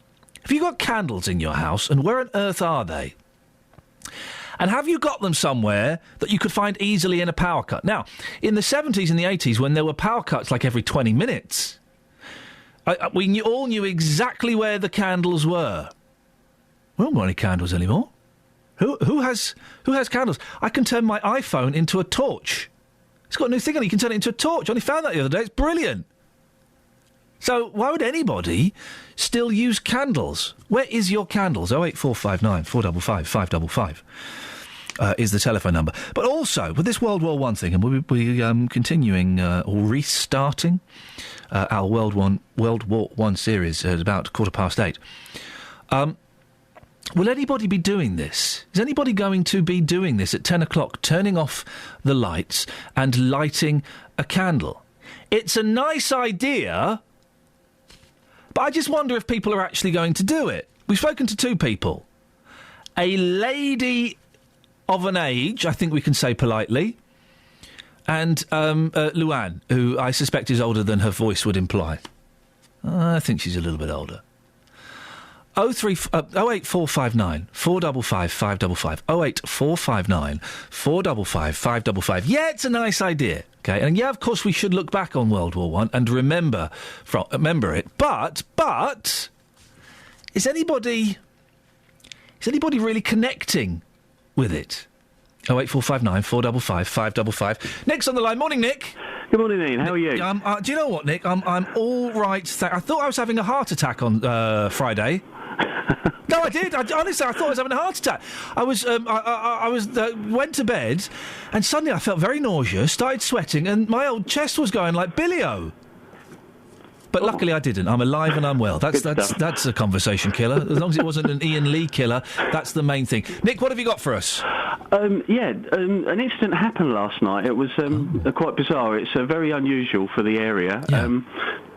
I live in Clifton, just outside of Shefford. Yeah. And just about approximately 12:20 last night, there was a vehicle coming up the road called Nearest Crescent, which is near a local Indian restaurant, and it was apparently it was a Jeep Cherokee, and it was speeding up the road. It was like a frenzied movement across the road, and apparently it hit 12 or so cars. I'm not exactly sure, but I just wondered if anybody else had seen or heard. So there was a Cherokee Jeep in a frenzy. Well, it was I don't know. It was waving over the road. It was hitting cars. Oh.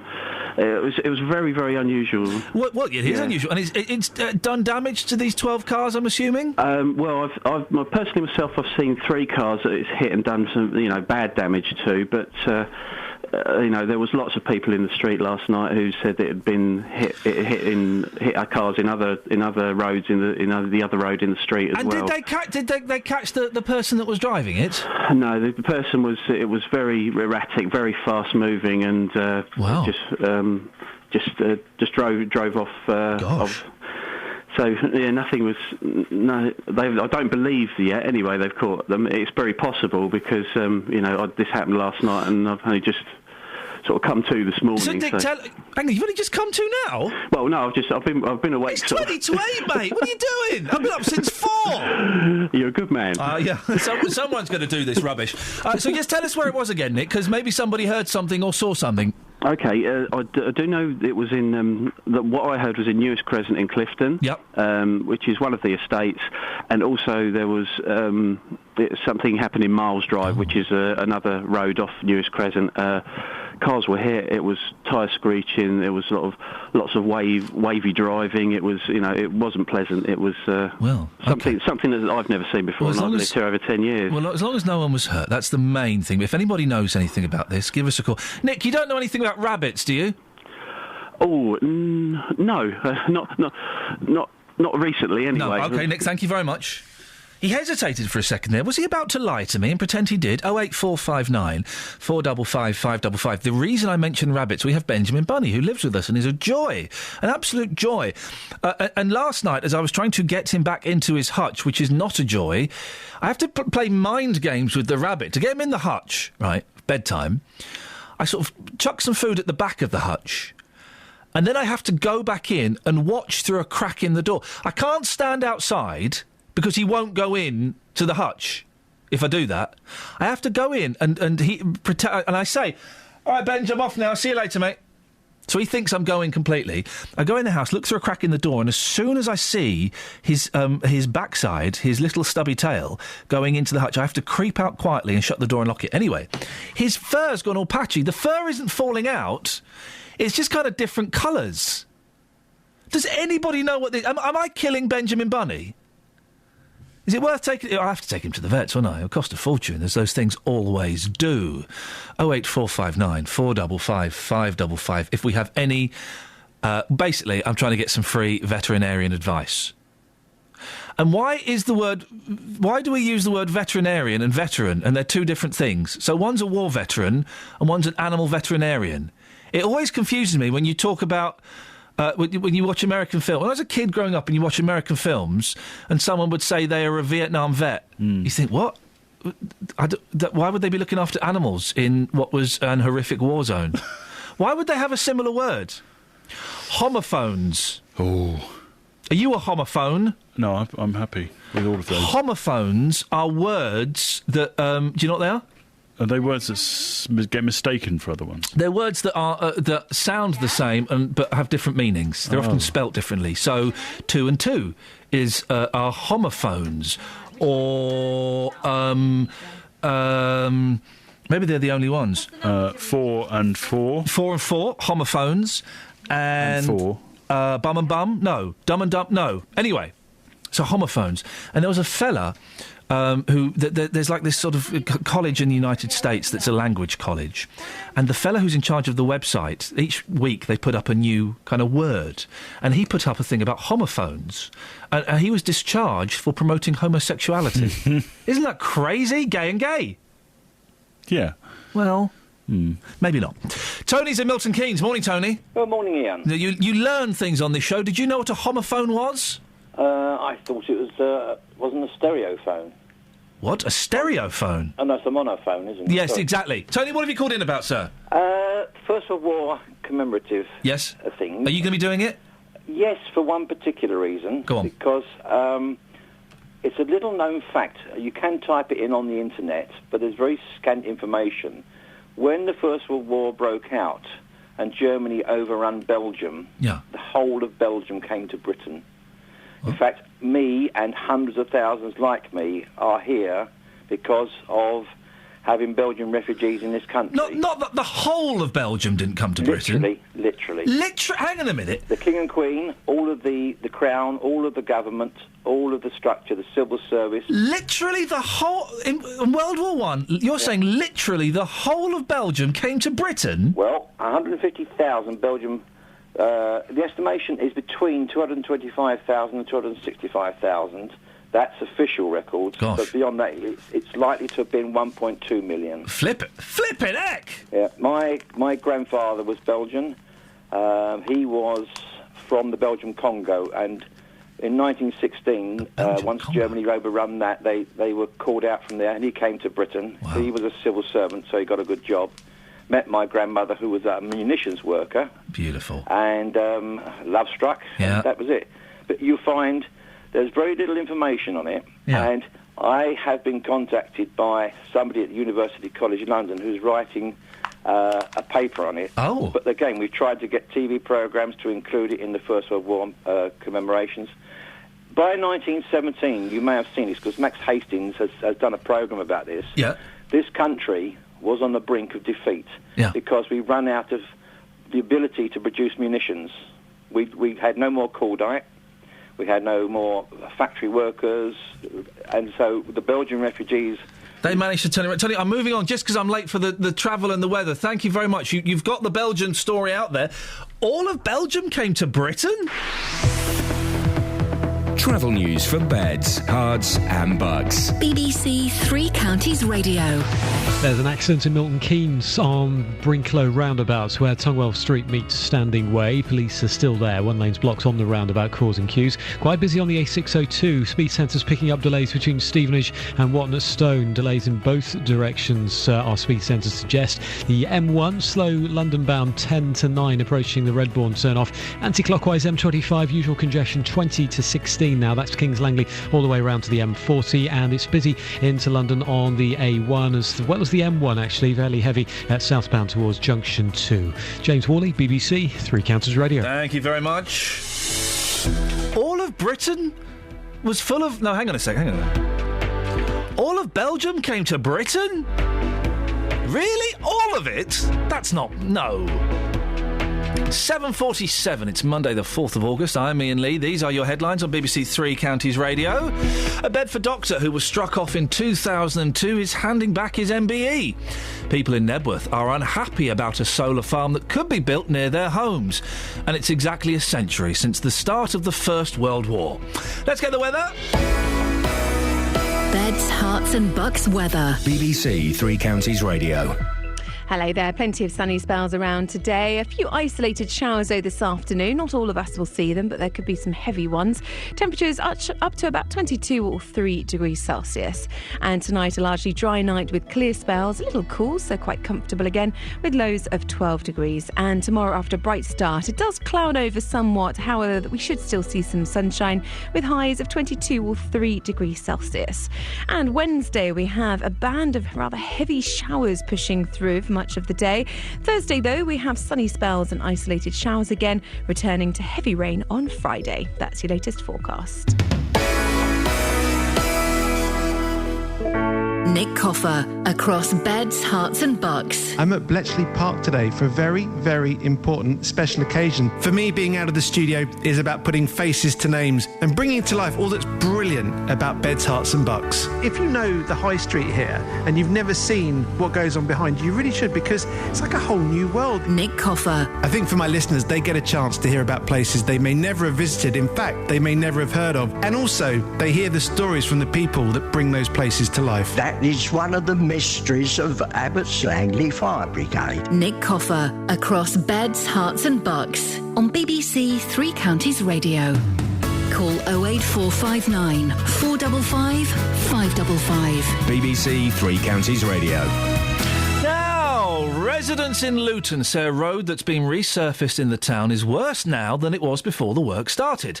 Contractors were in such a rush to complete the work on Gardenia Avenue and Norton Road on Friday that they tarmacked around a car rather than towing it away. Well, has there been any improvement over the weekend? Our reporter Justin Dealey has been back to Gardenia Avenue this morning. Justin, we've seen the pictures on Facebook. Yeah. It looks rather shonky. Yeah. And there's a car parked there when I thought procedure in those situations was the car should have been towed away. Absolutely. So you've got this resurfacing work which has taken place, and, you know, it's quite unusual for a car to be parked up when that's happening.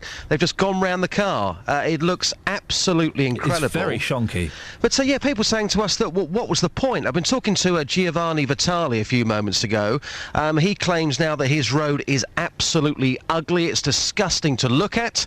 So here's what happened when I spoke to Giovanni. Well, Giovanni, we're standing on Gardenia Avenue.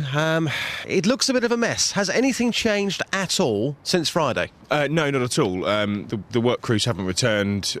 This is, as I understand it, the finished surface. When you see that surface outside your property, what's your initial thoughts? It doesn't look great. It must be said. The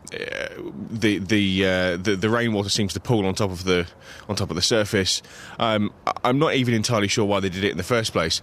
There weren't any potholes. There were no cracks or loose parts of the road in the first place. So they've completely messed up a road that was perfectly fine. Yes, completely. Wow. Incredible. So on Saturday, you mentioned rain. It rained quite heavily on Saturday, certainly Saturday afternoon. What happens here when it rained? So the water was just pooled on the top of the road in quite big puddles that were just sitting there on top of the road and not running off. It's just where the surface is so uneven, and there were just big dips in it everywhere that the water was just sitting in. The surface is uneven. You can see where some lorries have gone down the road and they've left permanent grooves in the road, in the surface. And that car as well, which wasn't removed when these roadworks were taking place, that massive hole in the road is still there. It is still there. The car has since moved, but they haven't returned to fill in the surface. So there's just a 3 metre gap where there was a car. So you can just see it's just going to lift up where they've not finished off the surface. You're ultimately paying for this because you're a local council taxpayer. Luton Borough Council, somebody's not going to come on the programme from the council this morning. What would you like to say to them? I'd just like to ask them why they've done it. There was nothing wrong with the road. I've seen other roads around Luton that have got the same signs up saying the same work is going on, and those roads are perfectly fine as well. So I'm just baffled as to why they'd want to spend the money on roads that were fine when there are other roads that are in very poor condition that could do with the work. I'm sure that you're being told, like us, that every council, Luton Borough Council, saying the same to us, that we haven't got that much money, we're having to save money, and you just think this is a complete... And that's a waste of money, clearly. Very much so. And the work crew that were doing the work on Friday were quite open and honest around the work they were doing, and they said that they weren't given very much time, and they weren't the quality of the materials that they were provided weren't fit for the job. And they told you that? Yes, they told us that. They were quite open and honest talking about the work they were doing. You just have to ask, why are you doing it in the first place then? Again, we should go back to the council and put these points to them. Thank you very much indeed. Hopefully this road will start to look better at some point in the near future. Hopefully so. Maybe it'll take a few weeks to settle in, but at the moment it just looks awful. No, roads don't settle in. Bless him. That's the second Giovanni we've had on the show today. Can we make it a hat trick before 8 o'clock? Roads don't settle. Roads is roads. Absolutely. I mean, the council say to us that they're having to find cheaper ways to resurface the town's roads due to severe budget cuts. Well, listen to your punters then, because these people are saying that these roads don't need resurfacing. So why are you spending that money? Giovanni says there many other local roads in the area, they're going to have the same treatment, he believes. So I think we need to get somebody from the council on, forget the statement, somebody come on the programme to explain to us how much this is costing, and as the locals are saying, why are you doing this in the first place? Here's the thing that my old mum never used to say, but someone's mum would have said it: buy cheap, buy twice. Yeah, yeah, seriously. Yeah, absolutely. You try and cut corners, this is a lesson I still struggle with. You try and cut corners to save a few quid, you end up having to do it all over again. Do you know what, boss? What was I saying to you 2 or 3 weeks ago? I wasn't listening. Oh, okay. Shall I repeat it? I mean, I won't listen now, but someone might. Someone might. Go on. Just talking about shirts. You know, I was saying, if you go and buy a decent shirt for, £60 or so... What? Yeah. I couldn't... 60 quid on a shirt? That will last you, probably, if you treat it well, a good 10 years. What? You can go and buy 3 cheap shirts for 60 quid, the same price, and within a year, you'll have to throw them away. We've had a real glimpse into your world. Justin, in the next hour... Yes. World War I, 100 years today, where people are being asked to turn off their lights and light a candle. I think it's a cracking idea. I just wonder how many people will actually be doing it. It's a lovely idea on paper, isn't it? I have spoken to a couple of people about this already this morning in Luton, and they were saying to me, no, I won't be doing it. I mean, the people I spoke to didn't even know about this in the first place. So this evening, they won't be turning out their lights. They won't be lighting a candle. I'm not convinced I'll find anybody this morning who will be doing that tonight. I could be wrong. Justin, we'll speak a little bit later on about that. Thank you very much indeed. I've just noticed that The Sun have done some spoof...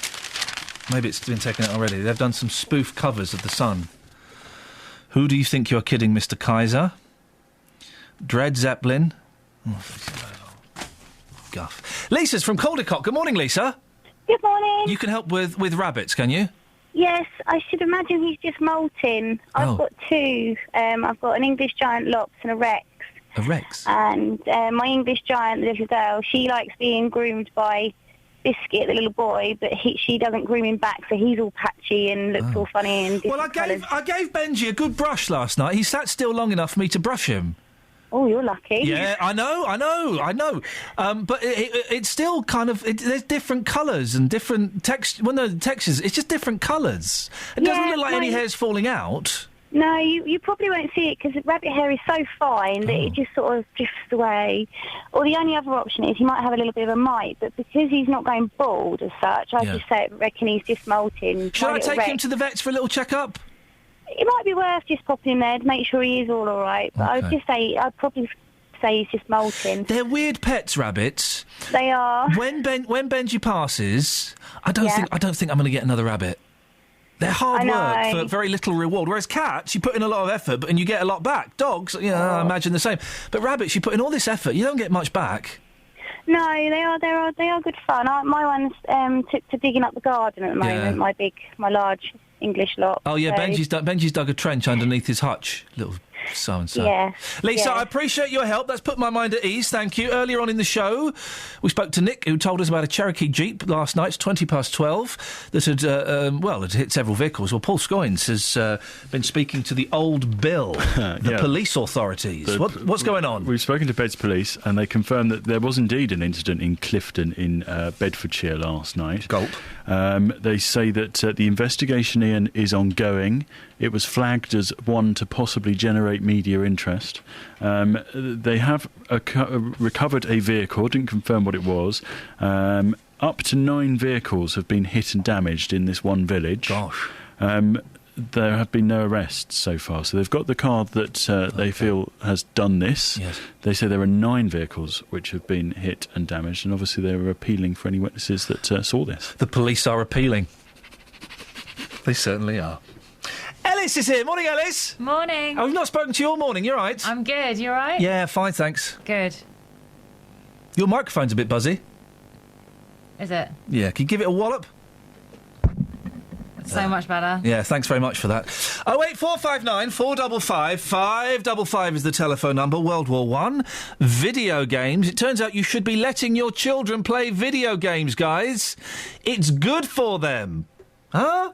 All these people saying, oh, no, it's not, it's horrible and it makes them bad, violent people. No. Turns out it's good for them. Give us a call. Let's have a chat about that. Travel news for beds, cards and bugs. BBC Three Counties Radio. Usual delays on the M1 this morning, 10 down to 9. That's Luton to Redbourne's heavy. Slow into London, passing Edgware on the key, the cameras and sensors. And the anti-clockwise M25, that's slow down towards the M40. A602 east of Stevenage, very slow in both directions for some reason, between Stevenage and Watton at Stone. And on the trains... delays possible on Virgin services because of a train that's broken down north of Birmingham. James Worley, BBC Three Counties Radio. James, thank you very much. So, a couple of things to whet your appetite. And why is it whet? What does whet mean? It's whet, not wet. That's weird, isn't it? I don't know what whet means. Anyway, we're going to whet your appetite. Video games, it turns out, are good for you. Sing hosannas. At last, someone has spotted the truth. And will you be lighting a candle tonight to commemorate World War One? Local and vocal across beds, hearts and bucks. This is BBC Three Counties Radio.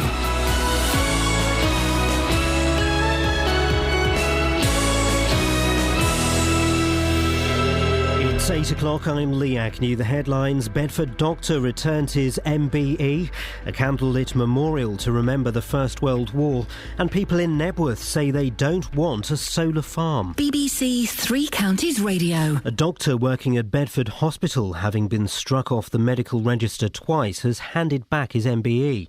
Anjan Banerjee was awarded the MBE in this year's Queen's Birthday Honours List for his work in patient safety. Dr Peter Wilmshurst, who reported him to the General Medical Council, says it raises questions about who's allowed to practice. Some people would say that they would not personally be happy to be treated by Dr Banerjee. I mean, I don't know how his skills have improved since the GMC's hearings, and his conduct has improved, but he has been removed from the medical register on 2 occasions. It's exactly 100 years since the start of the First World War. At 10 o'clock tonight, people are asked to turn off lights and leave a single candle burning for a shared moment of reflection.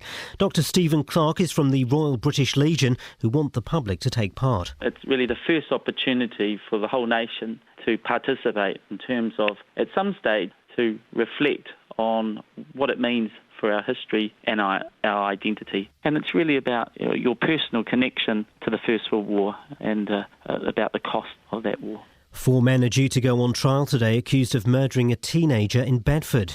19-year-old Isaac Stone was fatally stabbed in January. Jane Killick reports. Isaac Stone, a rapper who was also known as Dynamic, was stabbed in Costin Street on the 25th of January. 19-year-old Fahim Khan from Fenlake Road, 21-year-old Mohammed Hussein from Maitland Road and 20-year-old Javid Mir and 18-year-old Rubel Mir, who both come from Costin Street, were all arrested following his death. They're due to stand trial at Luton Crown Court, charged with murder, attempted murder and possession of an offensive weapon. People in Nebworth are fighting plans to have a 50-acre solar farm built behind their homes. It's one of 5 solar farms planned across North Hertfordshire. Nick King, who lives nearby, says putting solar panels in fields is the wrong decision. There's a new government policy that's come out which is suggesting that the energy should be on medium-sized on-site commercial premises. So if there are going to be solar farms like this one, they should be as part of an industrial area, the roofs of industrial buildings, and also the roofs of domestic properties. Residents in Luton say a road that's been resurfaced in the town is worse than before the work started. Contractors tarmacked around a parked car when they began work on Gardenia Avenue and Norton Road on Friday morning. In sport, the Commonwealth Games has come to an end with England at the top of the medals table. And in golf, Rory McIlroy has won the World Golf Championships Invitational in America.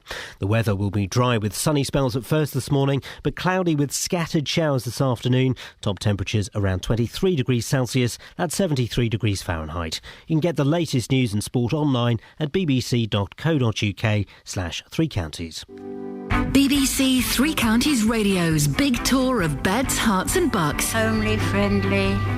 Oh, it's got everything you want. It's all about where you live. It's just a lovely place to live.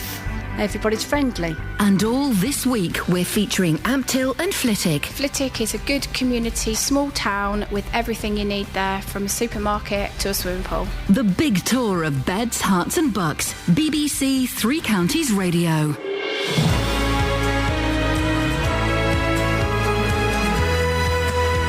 This is Iain Lee, BBC Three Counties Radio. Yeah, it's 4 minutes past 8. That'll do. I just went out for well, it was a wee. I say out, I went to the toilet, but I managed to walk past a window that let me see outside. And what did I see? I saw Justin Dealey working his Vox magic. He was no, he wasn't having a growler. He was chasing a reluctant woman up the street, microphone in hand. Look forward to hearing that audio later on. Coming up in the next hour of the show, we'll be talking about doctors being given MBEs when they've been struck off. Say they, it's only one. World War I. Well, we'll be playing something in regards to World War I, but will you be commemorating it this evening at 10 o'clock? You're being asked to turn your lights off and light a candle. Well, it's a nice idea. Is anybody actually going to do it? Oh, and listen to this. Headline from the Daily Telegraph. Video games make children happier, more sociable and less hyperactive. Where's this come from? Hang on. Oh, yeah, the Games Master. Got there in the end, took an hour. No, it's come from Oxford University. Oh, so it's like proper and stuff. 08459 455 555. Across beds, hearts and bucks. This is BBC Three Counties Radio. On the subject of video games, it's Stephen from Milton Keynes. Morning, Steve. Morning, Ian. How are you, Yeah, sir? I'm good, thank you. What would you like to say? Well, Ian, when I'm not busy being a top international design consultant and designing life-saving liver transplant equipment, there's nothing I like to do more than relax with a game of Titanfall. Now, for those who don't know, maybe you've not heard Steve before. Steve is part of a team, right? Steve is a proper boffin. He's part of a team that basically means instead of when you have a liver transplanted from one area to another, instead of it sitting on ice, well, your machine keeps it alive, doesn't it? That's it. That's one of the products we've designed at my company. So you're proper brainy. What's this game you like playing? Titanfall. I'm sure you're familiar with it. I'm not familiar with this one. Do you know? I've been out of touch with games for a few months now because of the kids. I'm not familiar with this one. But you're responsible for Thumb Bandits. I thought you sort of had your finger on the pulse on this stuff. My finger is slightly off the pulse. I can see the pulse, but very rarely do I get to touch the pulse. Oh, how old are your kids now? 4 and 2, and I'm not allowed to let them know that video games exist, despite video games paying for a certain, proportion of my house. Right. But you're intelligent chap. You have achieved things in your life. And do you get annoyed when you hear all this guff about video games being dangerous and violent, and they encourage violence? I think you made a really good point earlier when you were sort of discussing about the jihadists having played video games. A lot of people mistake correlation for causation. I think you made the point very elegantly that you could just as easily put their violent tendencies down to eating cornflakes or watching EastEnders. Well, actually, watching EastEnders does make me rather violent. Yeah, that was a particularly good example, the EastEnders one, yeah. But no, my brother had a Videophone console when I was very young, but for me, my sort of video game ownership started with the Sega Mega Drive. Oh, baby. And then went through Sega Saturn, PlayStation, Dreamcast, which was a fantastic console, Xbox 360, and now I'm sort of fairly dedicated PC gamer. Yeah, I know, you see, PC games, you've lost me a bit. But listen, don't get me started on the Dreamcast, Steve. Don't get me started on the Dreamcast. One of the greatest consoles ever made and was destroyed by Sony and their lies about the PlayStation. Steve, thank you very much indeed. Allow me a little bit of geekiness every now and then, for goodness sakes. 08459 455 555. Video games are good for you. That's now officially a fact. Now, a doctor working at Bedford Hospital, having twice been struck off the medical register, has handed his MBE back, citing media pressure. Anjan Kumar Banerjee was awarded the MBE in this year's Queen's Birthday Honours List for his work in patient safety. Well, Graham Smith is from the organisation Republic, which wants the honours system replaced. Morning to you, Graham. Morning, Ian. Why do you want the honours system replaced? Well, the whole system is I don't think it's putting too fine a point on it to say that it's corrupt. I mean, it's basically, there's a whole load of people at the sort of community level who are deserving of some kind of recognition, and they get given the lowest honours. But right above all of that, it's a lot of civil servants and party donors and friends of the party leaders and business people and all these other people, plus another layer of celebrities who just get given gongs to kind of, add a bit of colour and flavour. And I just don't think that that the whole honours system has no value anymore. It doesn't mean anything anymore. And so when someone says, well, a doctor's been given an MBE and then a doctor's given it back, it doesn't really make any difference. It has no value in the first place. Maybe we'll get onto the celebrities in a bit, because that does leave me scratching my head. It seems in this case that the wrong Dr. Banerjee was awarded the MBE. There was another doctor of the same name. The MBE went to the wrong person. That doesn't really say much about the awarding process, does it? Well, no. And in fact, the MPs looked into the process a couple of years ago, and I gave evidence to that committee at the time, and they were saying that the whole process is not only shrouded in secrecy, but rather failing to actually reflect people's sort of desire to award people in the community. So people in the community were saying, well, we don't really get much of a say in what's going on. So I think there's a huge disconnection between the people in London who are kind of sifting through all the awards, who don't know these people. They're just reading what they're sent. And I think that they have a quota. They've got about 1,000 awards each year that they want to give away, and then they just try and fill that quota. And that's going about it completely the wrong way. If people are identified as having done something exceptional, then they should be given an award. And if there's only 10 people that have been identified, then that's fine. Give them to 10 people, and then that increases the value. As with anything in life, if you start flooding the market, then the value goes down. And at the moment, we just throw thousands of them out. People do have a say, don't they? Though, because I could nominate someone.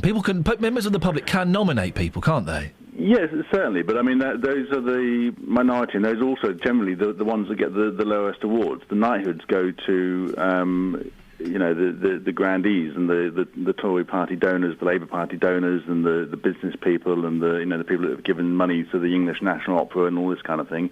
They also go to senior civil servants. A lot of people get the most senior honours simply for doing their job, whereas people that genuinely work hard, often voluntarily doing good things for their community, get the lowest honours. But one of the examples that came up when I was talking to MPs was someone who gave money to the Tory party and also gave money to the English National Opera. So you effectively you can gave a little bit of money for his. It's a lot of money for us. It's like £1 million or something. Yeah. Now for him, that's not a lot of money. Now if someone else, just a regular person in the street, gave £50 to a charity, they wouldn't get an honour. So it's a huge disconnection between ordinary people's expectations and what actually happens with the honour system. You talk about people getting awards for doing their jobs. The one that really struck me as odd was Sir Bradley Wiggins. He won a bike race, and within moments he gets knighted. What's that all about?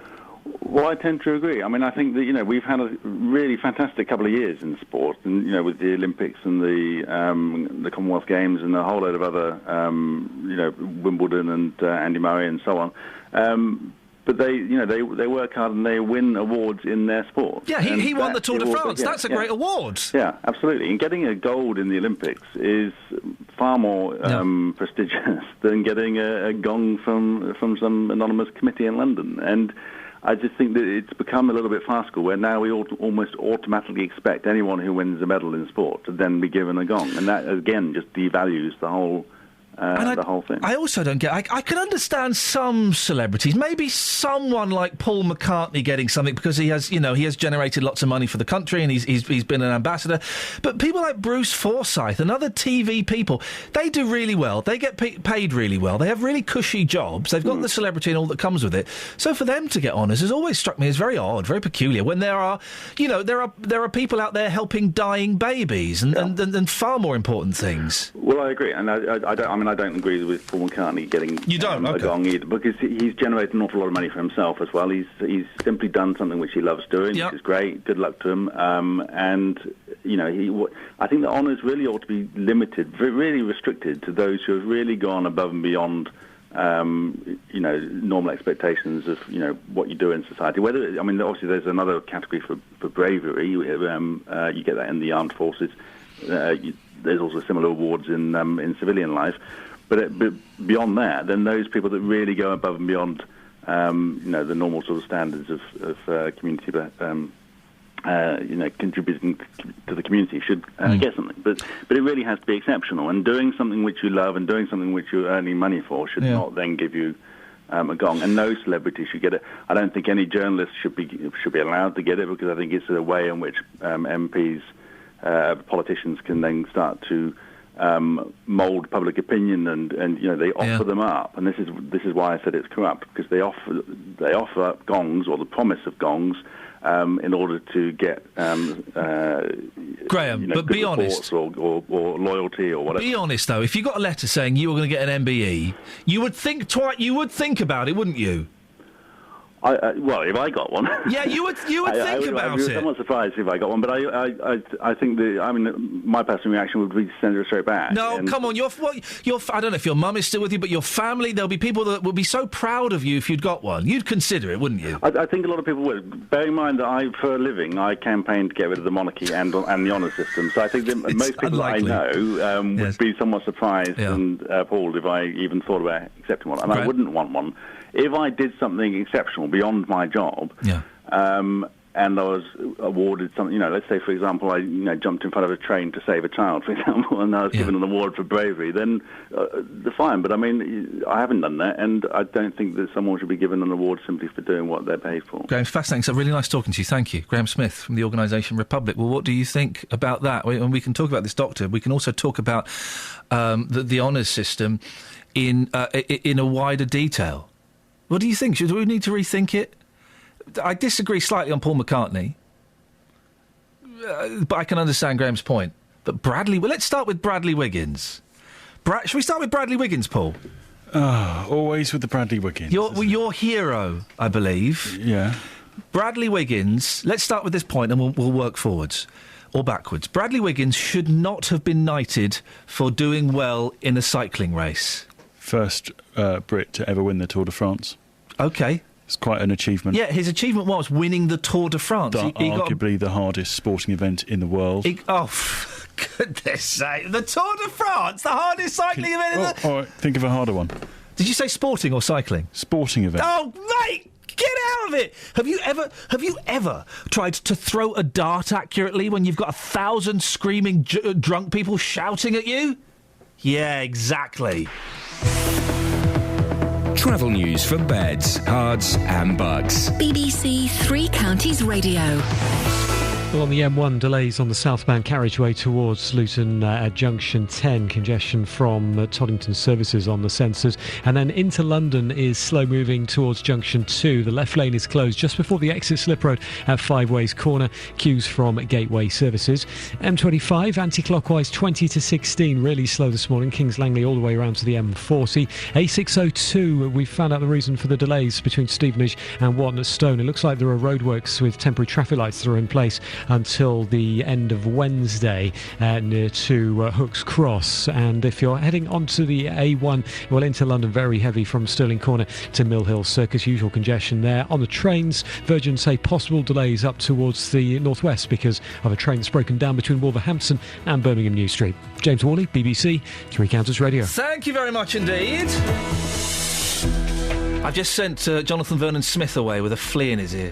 We're doing World War I in a minute, and so I've asked JVS to come back at 8:30. I hope he doesn't mind, and I hope you don't mind, dear listener. We'll speak to Jonathan just after 8:30. Right now, though, it's 8:18. It's Monday, the 4th of August. These are your headlines on BBC Three Counties Radio.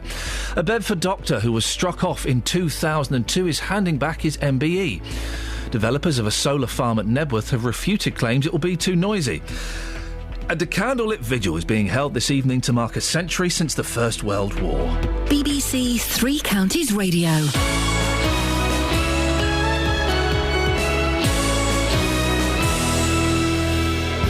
BBC Three Counties Radio's big tour of beds, hearts and bucks. Good wide age range of people. It's up and coming. There's lots of new developments going on. All this week we're featuring Ampthill and Flitwick. It's a small town, so you can come here and do all your shopping. Homely, friendly.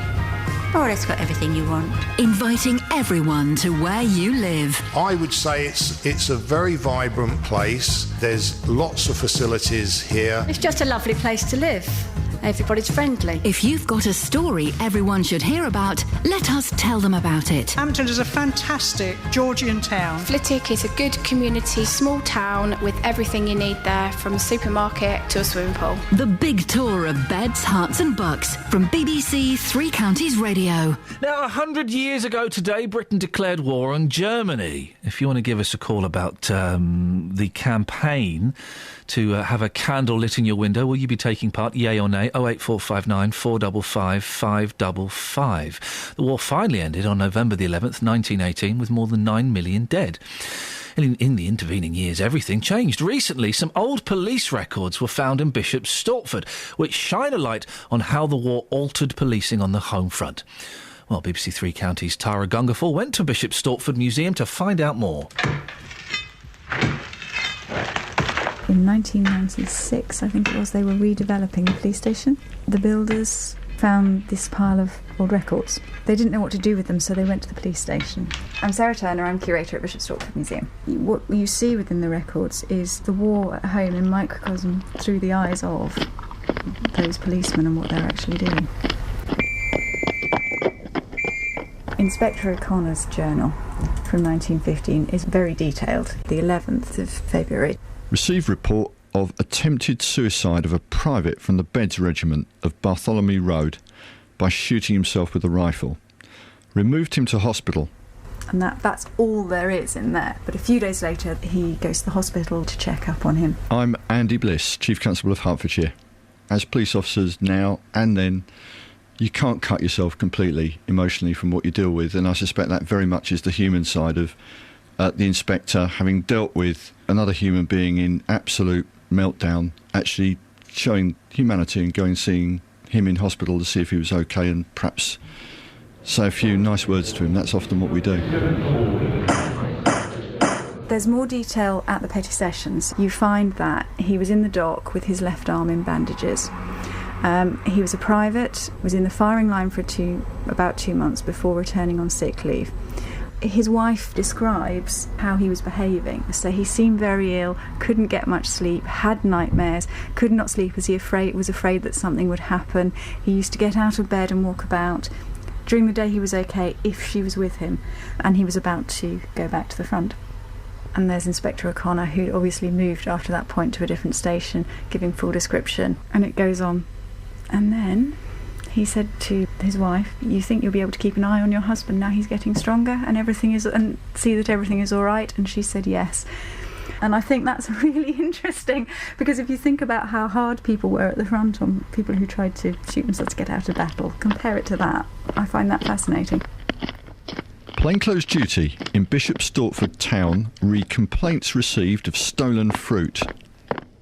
The newspaper will report on serious cases, but 2 boys stealing gooseberries from somebody's garden, they don't report on. But actually, for me, that's equally important, because scrumping becomes something that is quite a serious offence in many ways at a time in 1917 when rationing is in place, which explains why a policeman spends 6 days sitting outside a chicken coop to catch a dog who's killing chickens.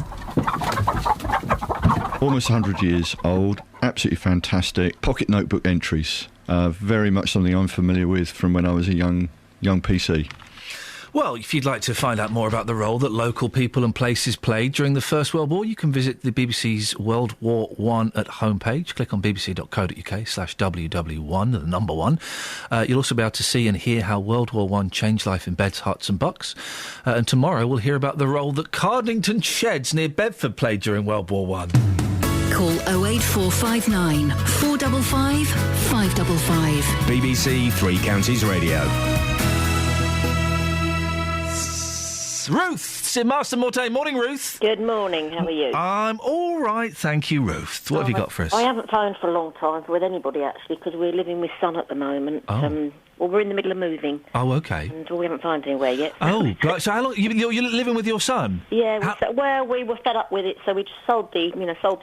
I bet he loved that, didn't he? Well, we're living next door to where we lived before, actually. Oh. He's on his own with son, and so I'm looking after children. You know. How long have you been living with son? About 3 weeks at the moment. Oh, OK. Has he gone mental yet?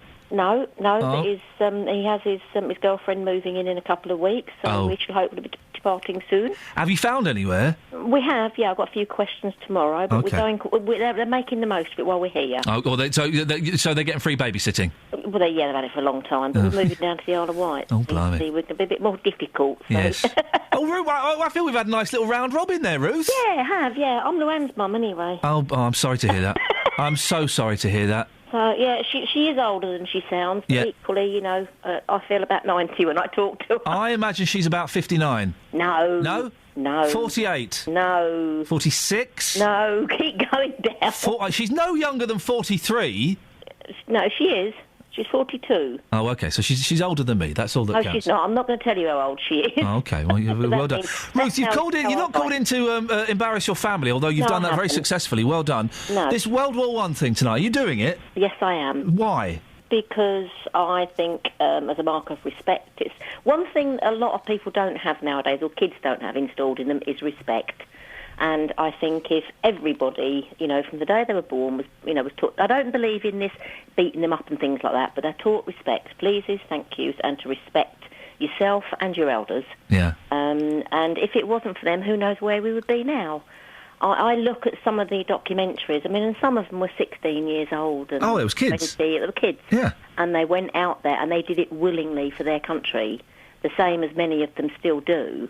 And I really don't think that any of them get the respect they actually deserve. And I don't think anybody realises. I think part of the thing with World War I, there are two things.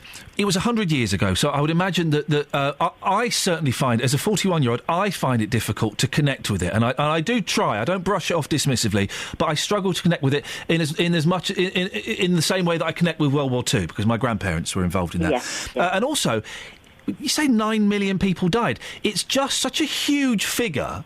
Yeah, it's hard to personalise it and imagine the faces and the names, isn't it? Yeah, but I've got one of my favourite aunt, actually, the elderly one. She was 102 when she died. Her first husband died in it, and his name's on the memorial in Ampthill. Well, there you go, then. And you sort of look at it, and then, having family and friends that have been involved in the wars, the Holocaust and everything, it brings it closer to home. Now, Ruth, just going off on a slight tangent, you mentioned respect, and I know that you've not done a particularly good job bringing up Luann because she's obviously trouble.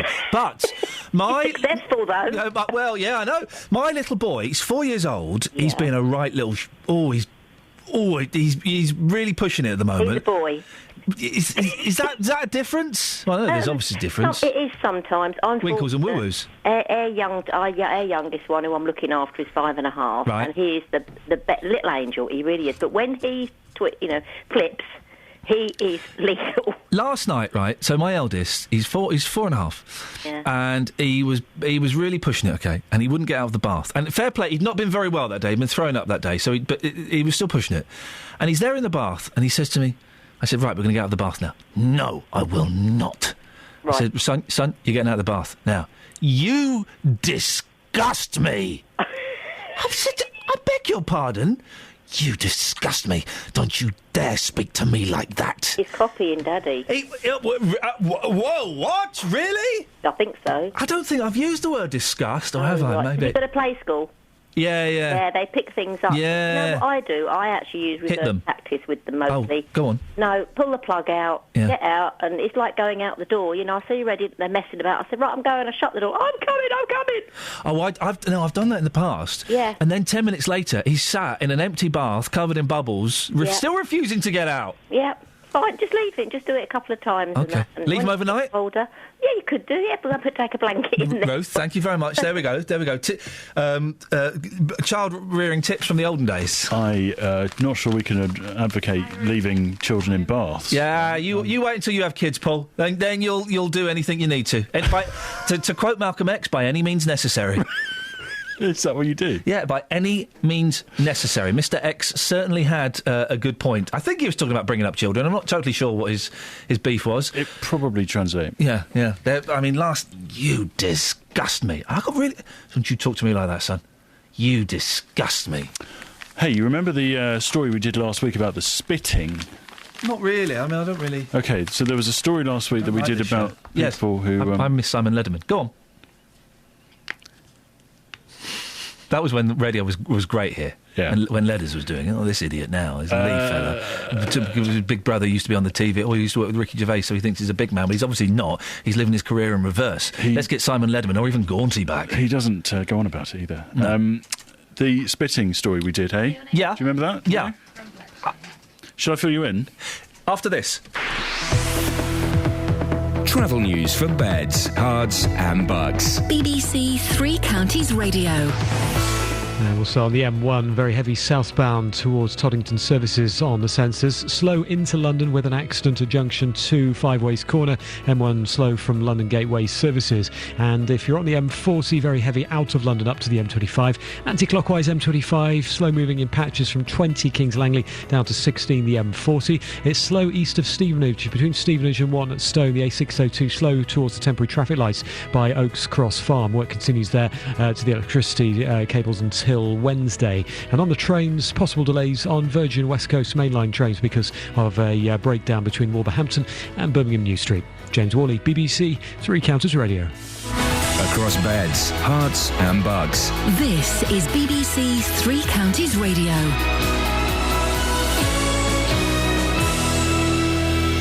It's 8:30. I'm Iain. Can you the headlines? Questions are being asked about the honours system after a Bedford doctor who was struck off twice was awarded the MBE.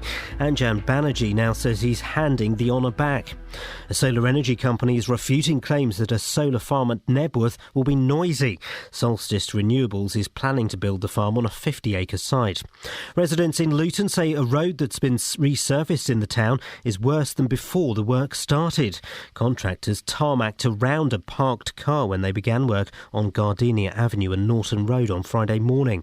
The weather will be dry with sunny spells at first this morning, but cloudy with scattered showers this afternoon. Top temperatures around 23 degrees Celsius, that's 73 degrees Fahrenheit. Three Counties Sports. BBC Three Counties Radio. Starting with golf, and Rory McIlroy won the WGC Bridgestone Invitational by 2 shots from Sergio Garcia in Ohio last night. He sealed victory with a 4-under par final round 66 to finish 15 under for the tournament. That result, combined with McIlroy's British Open win 2 weeks ago, sees him replace Adam Scott as world number 1. It feels great. To get that number 1 spot again is very special. It's a nice title to hold, and hopefully I can hold on to it for a little while longer. The Commonwealth Games in Glasgow have come to an end with the closing ceremony last night. England topped the table ahead of Australia with 174 medals. That includes 58 golds. Britain's men's number 1 tennis player Andy Murray has confirmed that Amelie Mauresmo will remain as his coach for the foreseeable future. Murray slipped to 10th in the world rankings after splitting with former coach Ivan Lendl and spending time out with a back injury. Murray says he's determined to get back to winning ways. The rankings don't lie in. I need to start winning more matches to push my ranking back up there. But the main goal for me is to try to win Grand Slams. That's what motivates me. In cricket, Buckinghamshire's side Dinton lost to Grace Chew in the semi-finals of the National Village Cup. And the Milton Keynes Dons host newly promoted Premier League side Leicester this evening with a 7:45 kick-off at Stadium MK. BBC Three Counties News and Sport, more at 9 o'clock. Call 08459 455 555. BBC Three Counties Radio. We have some classic bands before we come on air. Classic. My finger was riding the fader, thinking, I don't want this classic bants to ever end, but it had to end. It had to end. And no more bants. No more. We's on air. Sorry for sending you away earlier. We're doing World War I all this week, so so I gather. Half past is see half past all this week. Yes, is that fine? It's a date. I look forward to it. I look forward to having you at 1:30 every morning this week. Gosh. What's on your show today? Coming up on this morning's Big Phone In, have you you've heard this story, I presume, today, that Sir Richard Branson says parents should be allowed to take their children out of school to go on holiday during term time. I'd missed that, but good for him. The multimillionaire Virgin boss argues family trips are an invaluable part of childhood and that young people could learn more from a holiday than they would in the classroom. He voiced his support for the pro-term time holiday campaign after British parents, Mr. and Mrs. Skelcher, were fined £400 for taking their children out of school to visit a dying relative in Australia. Well, from 9 this morning, I want your views on this. Do you think it's acceptable to take children out of school to go on holiday? I'm gauging from you do then. I do, my wife doesn't. One of the many things we disagree on. Oh. Yeah, she wouldn't, I would, at a moment's notice. Why would you, though? Because, isn't it... I mean, let me just present these arguments to you. Let's see if you can bat them away like a pro. Well, no, if they're the same arguments that my wife would come up with, I would just be storming out of here slamming the door. But let's carry on. Well, don't do that. Right, OK, here we go. Here's number one, then. Yeah. So number one is that ultimately you are teaching children to be disrespectful to the school rules. You are teaching children that there is more to life than what can be taught from a book.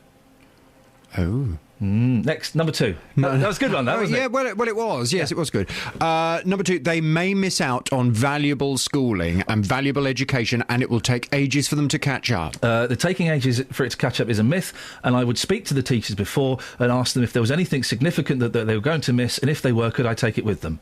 But then you're putting the teacher under undue pressure when they're going to have to help your child catch up on top of all the other work they're having to do. What pressure am I putting them on by going to them in advance saying that we're going to be away between these dates? Is there anything significant? If there is, do you think you could give us some homework to do on holiday? You're being selfish because ultimately you're taking your children away because you want a holiday, not because they need one. Au contraire, I'm being generous of spirit by taking my children to show them outside of the confines of the classroom and allow their imaginations to go wild. They may even pick up a foreign language. From 9, I'm going to see if people agree with you or not. Do you think it's acceptable to take children out of school to go on holiday? I'd love your call on 08459 455 555. And it's cheaper.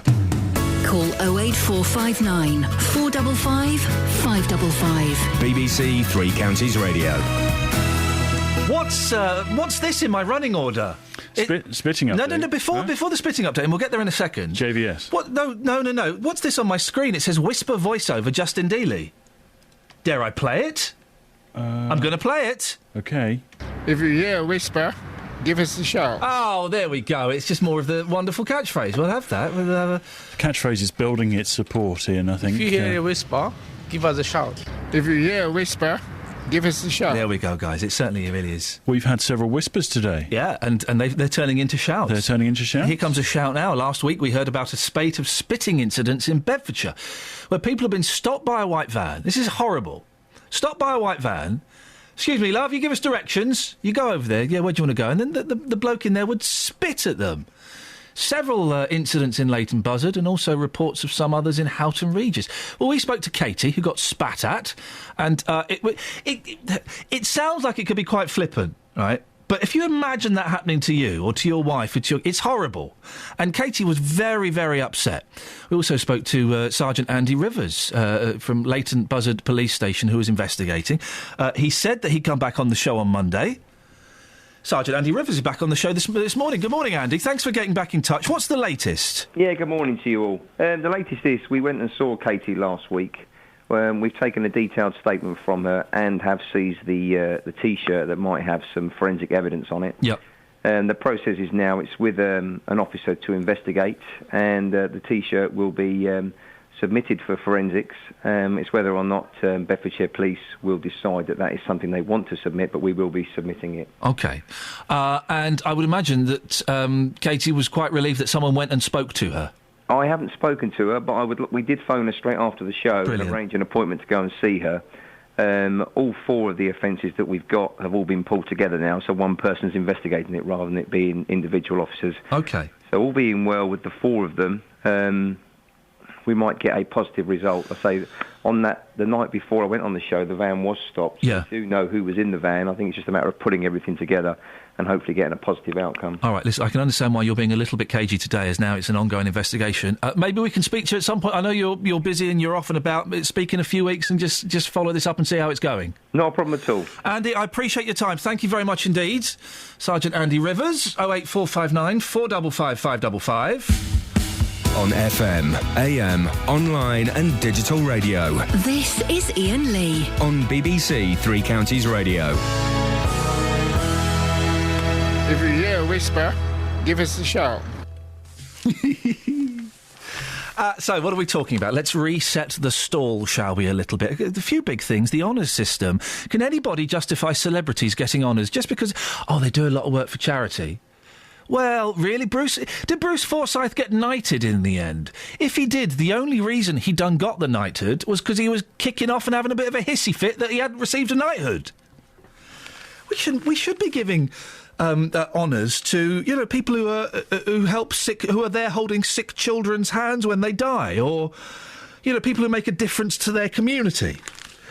Not people like Bruce Forsyth and Karen Brady, for goodness sakes, multi-millionaires who are doing really well in their job. Come on, guys. OK, hang on, just for a second. Yeah. The Karen Brady you talk about, Yeah. she's being talked about as being a potential future Lord. Yeah, she's a being CBE. Made a peer. Yeah. That's different from getting a kind of an MBE. She's a CBE. She is a CBE. That's what I'm talking about. She's a CBE. I am talking about... I'm not talking about her being a peer or anything like that. That's a whole other corrupt That is system. I'm talking about the fact that Karen Brady, CBE, is a CBE. She's done a lot for the country. What? Replacing Margaret on The Apprentice? Really? Yes, Margaret did give me and my wife a very dirty look on an EasyJet flight to Greece once because we had children with us. How dare you? Filthy look. But really, Karen Brady should get a CBE for not giving me and my wife a dirty look? I don't think so. I've got confused there.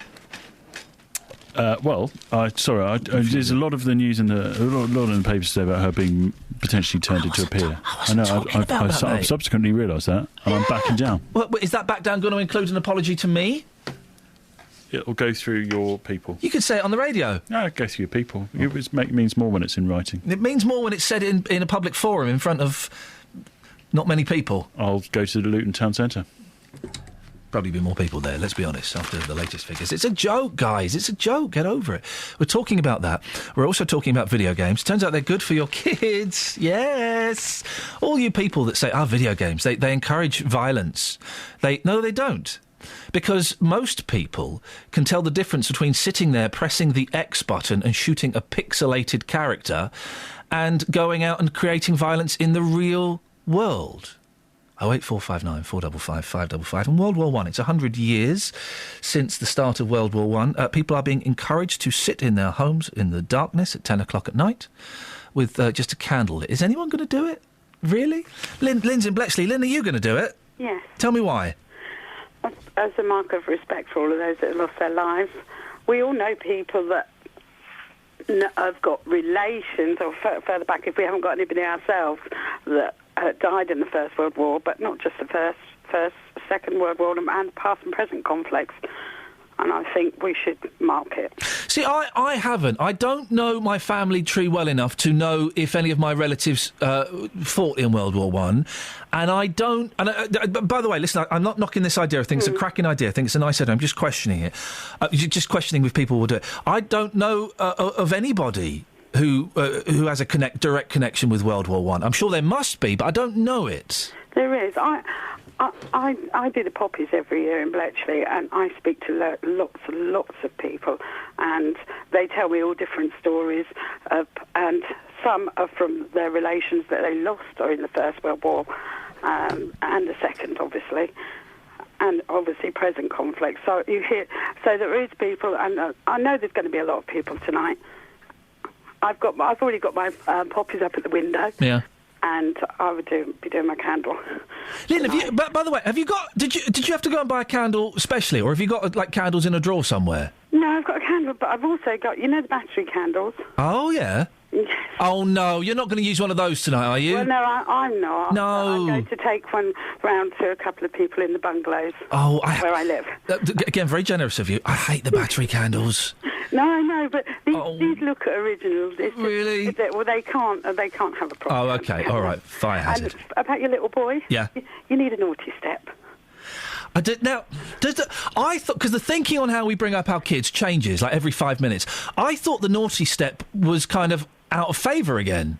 Well, I don't. I had a naughty chair, but I also had the naughty step. Naughty chair. I brought up. I had 5 children of my own, but I also took in some children, so it came in very handy. And where I live, one of the little boys, one of my sons, absolutely adored to be outside playing on that field. Yeah. I live facing on a field, and I used to make sure he was sat and see all the other children. Oh God, you were torturing him. I know. It wasn't for long. It was only 5 minutes. Time out. Okay, Lynn, thank you very much indeed. I thought naughty steps were out of favour now. I thought they were kind of gone a little bit. Do they work? Because the only experience I've had is of friends' children's, and as soon as they've been put on the naughty step, they wander off the naughty step. I once heard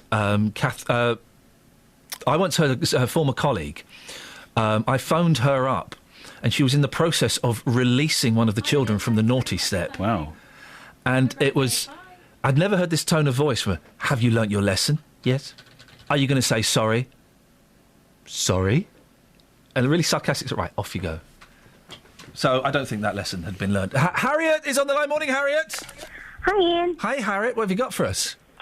I've got some bunny rabbit info. Oh, here we go. My rabbit, his fur is going all different colours and patchy. What should I be worried? No. Oh, thanks for calling. He's caught the sun. Excuse me? He's caught the sun. Oh, flippin' it. She's a nut job. No, seriously, I've had 9 rabbits. Yeah. He's just been in the sun. Their fur naturally gets bleached by the sun. Right. I mean, one of mine is really blotchy at the minute. Yeah. And it's purely suntan. And as for putting him away at night, do you feed him in the morning? Feed him? Yeah, when do you feed him? You're meant to feed them? Yes, feed him. Oh, crikey. I suppose we could start feeding him in the morning. I just assumed No, I'm thinking, they were self-sufficient.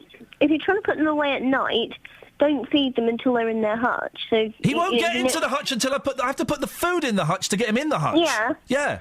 Yeah, but you don't give him any food in the morning. Because if he knows his food is at bedtime, he's more likely to come in. I thought you were supposed to feed them... You're supposed to feed them twice a day.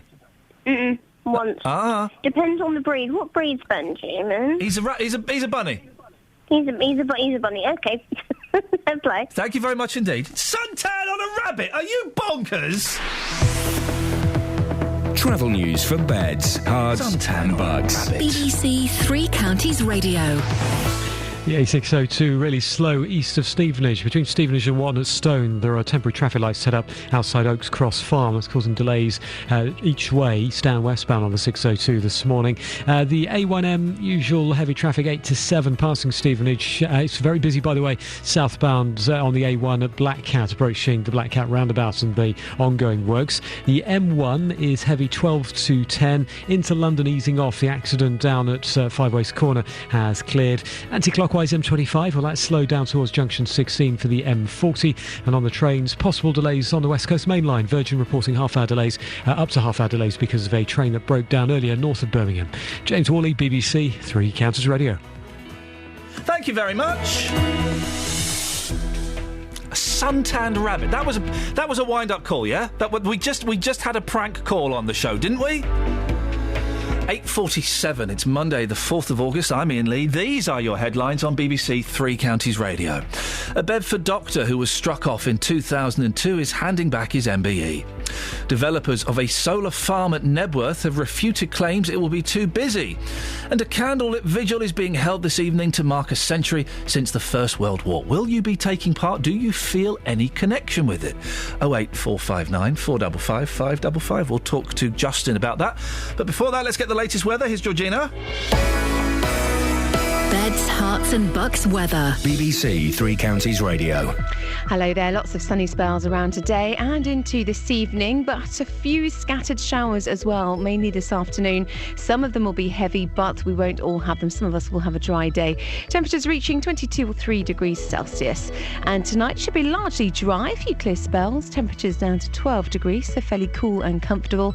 And a bright start to tomorrow. It does cloud over a little, but there should still be some sunshine around and similar temperatures to today.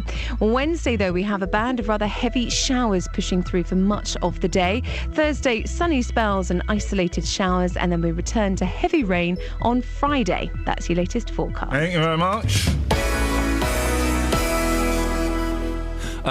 James has sent an email. Ian, could you please tell the chappie from traffic there is no accidents on the corner of Tongwell and Standing Way in Milton Keynes? Thank you very much, and I hope you're having a better day than I'm having.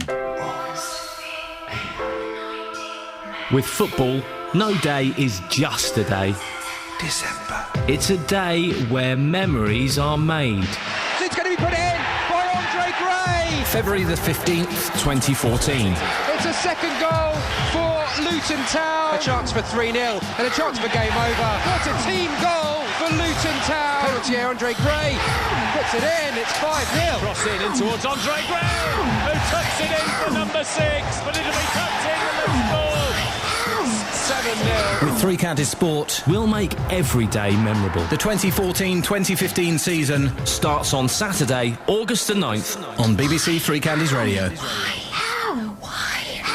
Vi får gå ut og whisper. Det kan være sjovt. Call 08459 455 555. BBC Three Counties Radio. I like the mushy peas. That makes me laugh every time. That's David Guest, former wife of the woman whose mum was Dorothy, Liza Minnelli. And he was asked on a red carpet, what do you like so much about living in England? And his reply was... I like the mushy peas. It's my favourite bit of audio ever. That's from like about 8 years ago, and I managed to find that somewhere. Matt's in Luton. Morning, Matt. Morning. How are you, boss? I'm all right. Yeah, good. You don't sound it. You sound as miserable as ever, but go on. Oh, I've got a bit of a stinking cold. So. Oh, I'm sorry to hear that. Yeah, I bet you are. Yeah, not really. Yeah. What have you got for us? You were on about getting your boy out of the bath. Yeah, wouldn't get out of the bath, and he said I was... you disgust me, he Well, said. the reason he said that, he's exactly like you. Excuse me? He's picked that up from you. I beg your pudding? You know what I'm talking about. Yeah, I know exactly what you're talking and then about. all you got to do is get the shower and just put a cold shower on him quickly. What? And he's straight out. You need to spray a 4-year-old with freezing cold water? Don't need to be freezing. Just get the shower, turn it on. Why don't I do it with boiling water? Well, you could do, but that would be a bit cruel. Yeah. And you think that yours isn't cruel? No. Wait, listen. It's quick. It's quick. Matt, listen, it's not 1914, OK? You're not 5 years old again, having a bucket of water chucked over you and some coal while you're having a bath in the frying pan like you did in old days. Oh, very good. Yeah. Why don't you insult me more often? OK, I will do if you want. You're not having to go scrumping to steal apple because you've not got enough bread in ration and we never saw banana till we were 52 years old. Well, there you go. There you go. You see where your children pick it up from? Probably from you. No. Probably from grumpy old people like you. No, I haven't got a morning show. You have, and he probably listens to it. Yeah. And thinks, that's my dad. I'm going to copy him. He thinks Matt in Luton is such a pain in the old... Pain in the old arsenal, yeah, I know. Yeah, pain in the arsenal, yes. Yeah. I'm gonna be really grumpy and miserable and rude to my daddy like Matt is, despite the fact that my daddy is an awesome guy and is one of the most awesome people in the world. And you're talking about me again? No, talking about me! Oh, sorry. Go on, tell me about rabbits. They can't get suntan, can they? I'll tell you, Ian, this is serious. My cat has got a sunburn. Oh, God. And honestly, Ian, now listen to this. Just listen. No. Listen, Matt, I think... will you listen? No, I won't, mate, because you're talking rubbish. I'm not. I think for your own self-respect, we should stop putting you on the air, because you're obviously starting to lose it a little bit. Well, I haven't been on for ages. Yeah, Ian. there's a... And everybody's mourning because I'm not on. Who's moaning? All my friends in the Leicester Arms, they keep saying, Matt, you haven't been on for 3 days, 4 days. What's going down? Yeah, the reason they're moaning, Matt, is because they're moaning because you're in the Leicester Arms with them. I said, no. I said, it's Ian. He's got so much trouble trying to get his son out of the bath. Yeah, I've got standards, Matt. And I just think that you're obviously losing the plot a bit, and as a sign of respect, maybe we should stop putting you on the air. Your cat has got suntan. I said to you, come up to the Leicester Arms. You want a bit of an argument. Yeah, if I come to the Leicester Arms, you'll get more than an argument, Matt. You'll probably get a slap. I'd enjoy that, Ian. Really? Yes. Why? You kinky devil. Thank you, Matt. Ta-ta. What's a random phone call, Justin? Boss, he's got a point. Sorry? He's got a point. What point has he got? I've got a story here for you. If you hear a whisper, give us a shout, by the way. But, yes, my mum... Hugger whisper. Give us a shout. Yep, that's him. People now coming up to me about the show's catchphrase. Yeah, my mum used to have 2 white cats, Duchess and Bianca. Who? Duchess and Bianca. Oh, for goodness sakes. Mother and daughter. Yeah. Now, Duchess was okay, but Bianca used to have to put sun cream on her ears. Oh, mate. And, unfortunately, she got cancer on her ear. She had to have her ear removed. So it can happen to pure white cats. Because she was allergic to sun cream? No, nothing to do with that, but pure white cats, they have red ears. Dave, can you believe this? I can do in a sense, yes. Well, what sense? Well, about this cancer on animals and humans, yeah. But on these cats or rabbits losing fur, going bald and everything else, like you, right? Haven't you noticed this change in the weather? Yes, it's hot. It's summer. No, it's going colder. No, it was hot this weekend, mate. No, No, it was hot cold. I'm standing outside. It was hot this weekend. Garden. Hold on. No. They're all losing their fur now, getting ready for the winter. I've not spoken about... They don't lose their fur in winter. They lose their fur in summer. They get their fur back in winter, Well, that's what I'm saying to you. You just said they were losing their fur for winter. Now. They're losing their fur for No, but summer. the rabbit isn't losing his fur. That's not what I said. He is. He's going. He told us he's going bald. No, I didn't. You just do not listen, Dave. I'm really getting angry now. You don't listen. Oh, yeah, go on. Yeah, I said his fur's gone patchy. It's in different colours. He's not losing it. Because their hair's falling out. He's not losing it. It's gone patchy. Yeah, because he's losing it. No, he's losing the hair. He's not losing it. It's gone patchy in colour. Right, listen, Dave, I know you've called in about video games, but Justin has got a piece for us, and then we'll come back to you if we've got time, OK? OK, right, yeah. Oh, flipping heck. Wow. Yeah. What is with the attitude, Dave? Pardon? So, Justin. Yes. World War I. Is anybody going to be lighting a candle tonight? Yes, the 100th anniversary. I've been asking people if they will be turning off their lights this evening for an hour. Also, if they have a connection to World War I. Pretty poor response, but I found some people in the end. Here's what they had to say. Dave? Yes? Could you stop breathing so heavily and have a little bit of respect, please? I'm not breathing heavy. I'm just standing here minding my own business like you should do. My mum's brother. He died in it. But this evening, your lights at 10 o'clock, will they be switched off? Yep. Yeah, they will. They died to give us this, didn't they, really? They did. Absolutely. I mean, you're the first person I've spoken to in, 30 minutes who knows about this evening, who's going to be doing that. Does that make you feel quite sad? Yes, it does, actually. Yeah. Veronica, you will be turning your lights off this evening. Most people I'm talking to on the streets, A, didn't know, and B, if I'm being brutally honest, they couldn't care less. What do you think about that? I think it's very wrong. I mean, they fought for us. We wouldn't be here today if they hadn't fought that war for us. You know, I mean, they gave their lives. A lot of them very, very young people. Very, very young people. Lost their families and everything, homes and everything. And they should be remembered. But at the end of the day, you know, I mean, it's their bravery that fought our war for us. Marjorie, you have a very strong connection to World War I, that being your father. Tell us more about your father. He joined up when he was about 17, and then he was captured just towards the end of the war. And a German that had lived in England recognised him, and he cut the barbed wire because in those days there weren't camps. They were all enclosed in barbed wire. And they escaped, and they, of course, had to walk through to get home, got through to Belgium, and the peace was declared. So, of course, he just got home then. But instead of the Red Cross, there used to be societies that helped prisoners. And right up until I was about 10 or 11, he still had parcels from this Lady Victoria Herbert, her name was, from London. Who she was, I don't know. Absolutely extraordinary. So this evening, I'm sure your message will be at 10 o'clock, turn your lights out. Let's remember these heroes who fought for us. Yeah, remember. Because there was so many young people that I don't think today they'd get the volume of volunteers if there was another war that they had. You know, they were so patriotic. Did that First Lady say her mum's dad died in World War I? No, brother. Oh, yeah, her mum's brother? I think she was confusing the wars. I don't think so. I mean, how old was that lady? Oh, God, it's going to be very rude of me to even guess here. I would probably say that she was in her late 60s, early 70s. 70? So, Mum's brother. OK, possibly. All right, possibly. Okay. She had a very young voice.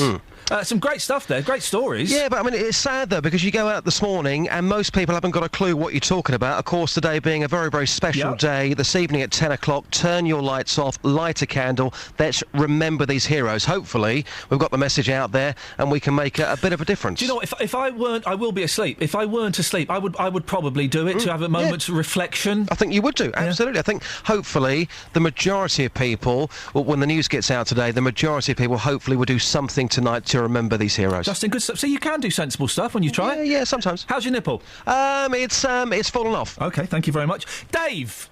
Yes? You wanted to talk about video games? You're going to switch me off, mate, because it's 9 o'clock, isn't it? Correct. Go on. So perceptive. Travel news for beds, or predictable. Herts and bucks. BBC Three Counties Radio. The southbound A1 towards Black Cat, usual congestion into the roadworks. Delays passing Stevenage on the A1M at 7. A602 east of Stevenage towards Watton Stone, slow into the ongoing works. Temporary traffic lights are in place for electricity works. And the anti-clockwise M25 slow down to 16. First Capital connects delays down through London because there are signalling problems at London Bridge. James Woolley, BBC Three Counties Radio. Thank you, James. Misery on Twitter rather astutely says, in capital letters, who the hell calls a cat Bianca? JD's mum, that's who. Jonathan's up next. We're back tomorrow at 6. Ta-ta. Local and vocal across beds, hearts and bucks. This is BBC Three Counties Radio. Thank you, Iain. Good morning. Welcome to the JVS show. I'm Jonathan Vernon-Smith. It's Monday, it's 9 o'clock, and on today's Big Phone In, do you think it's acceptable to take children out of school to go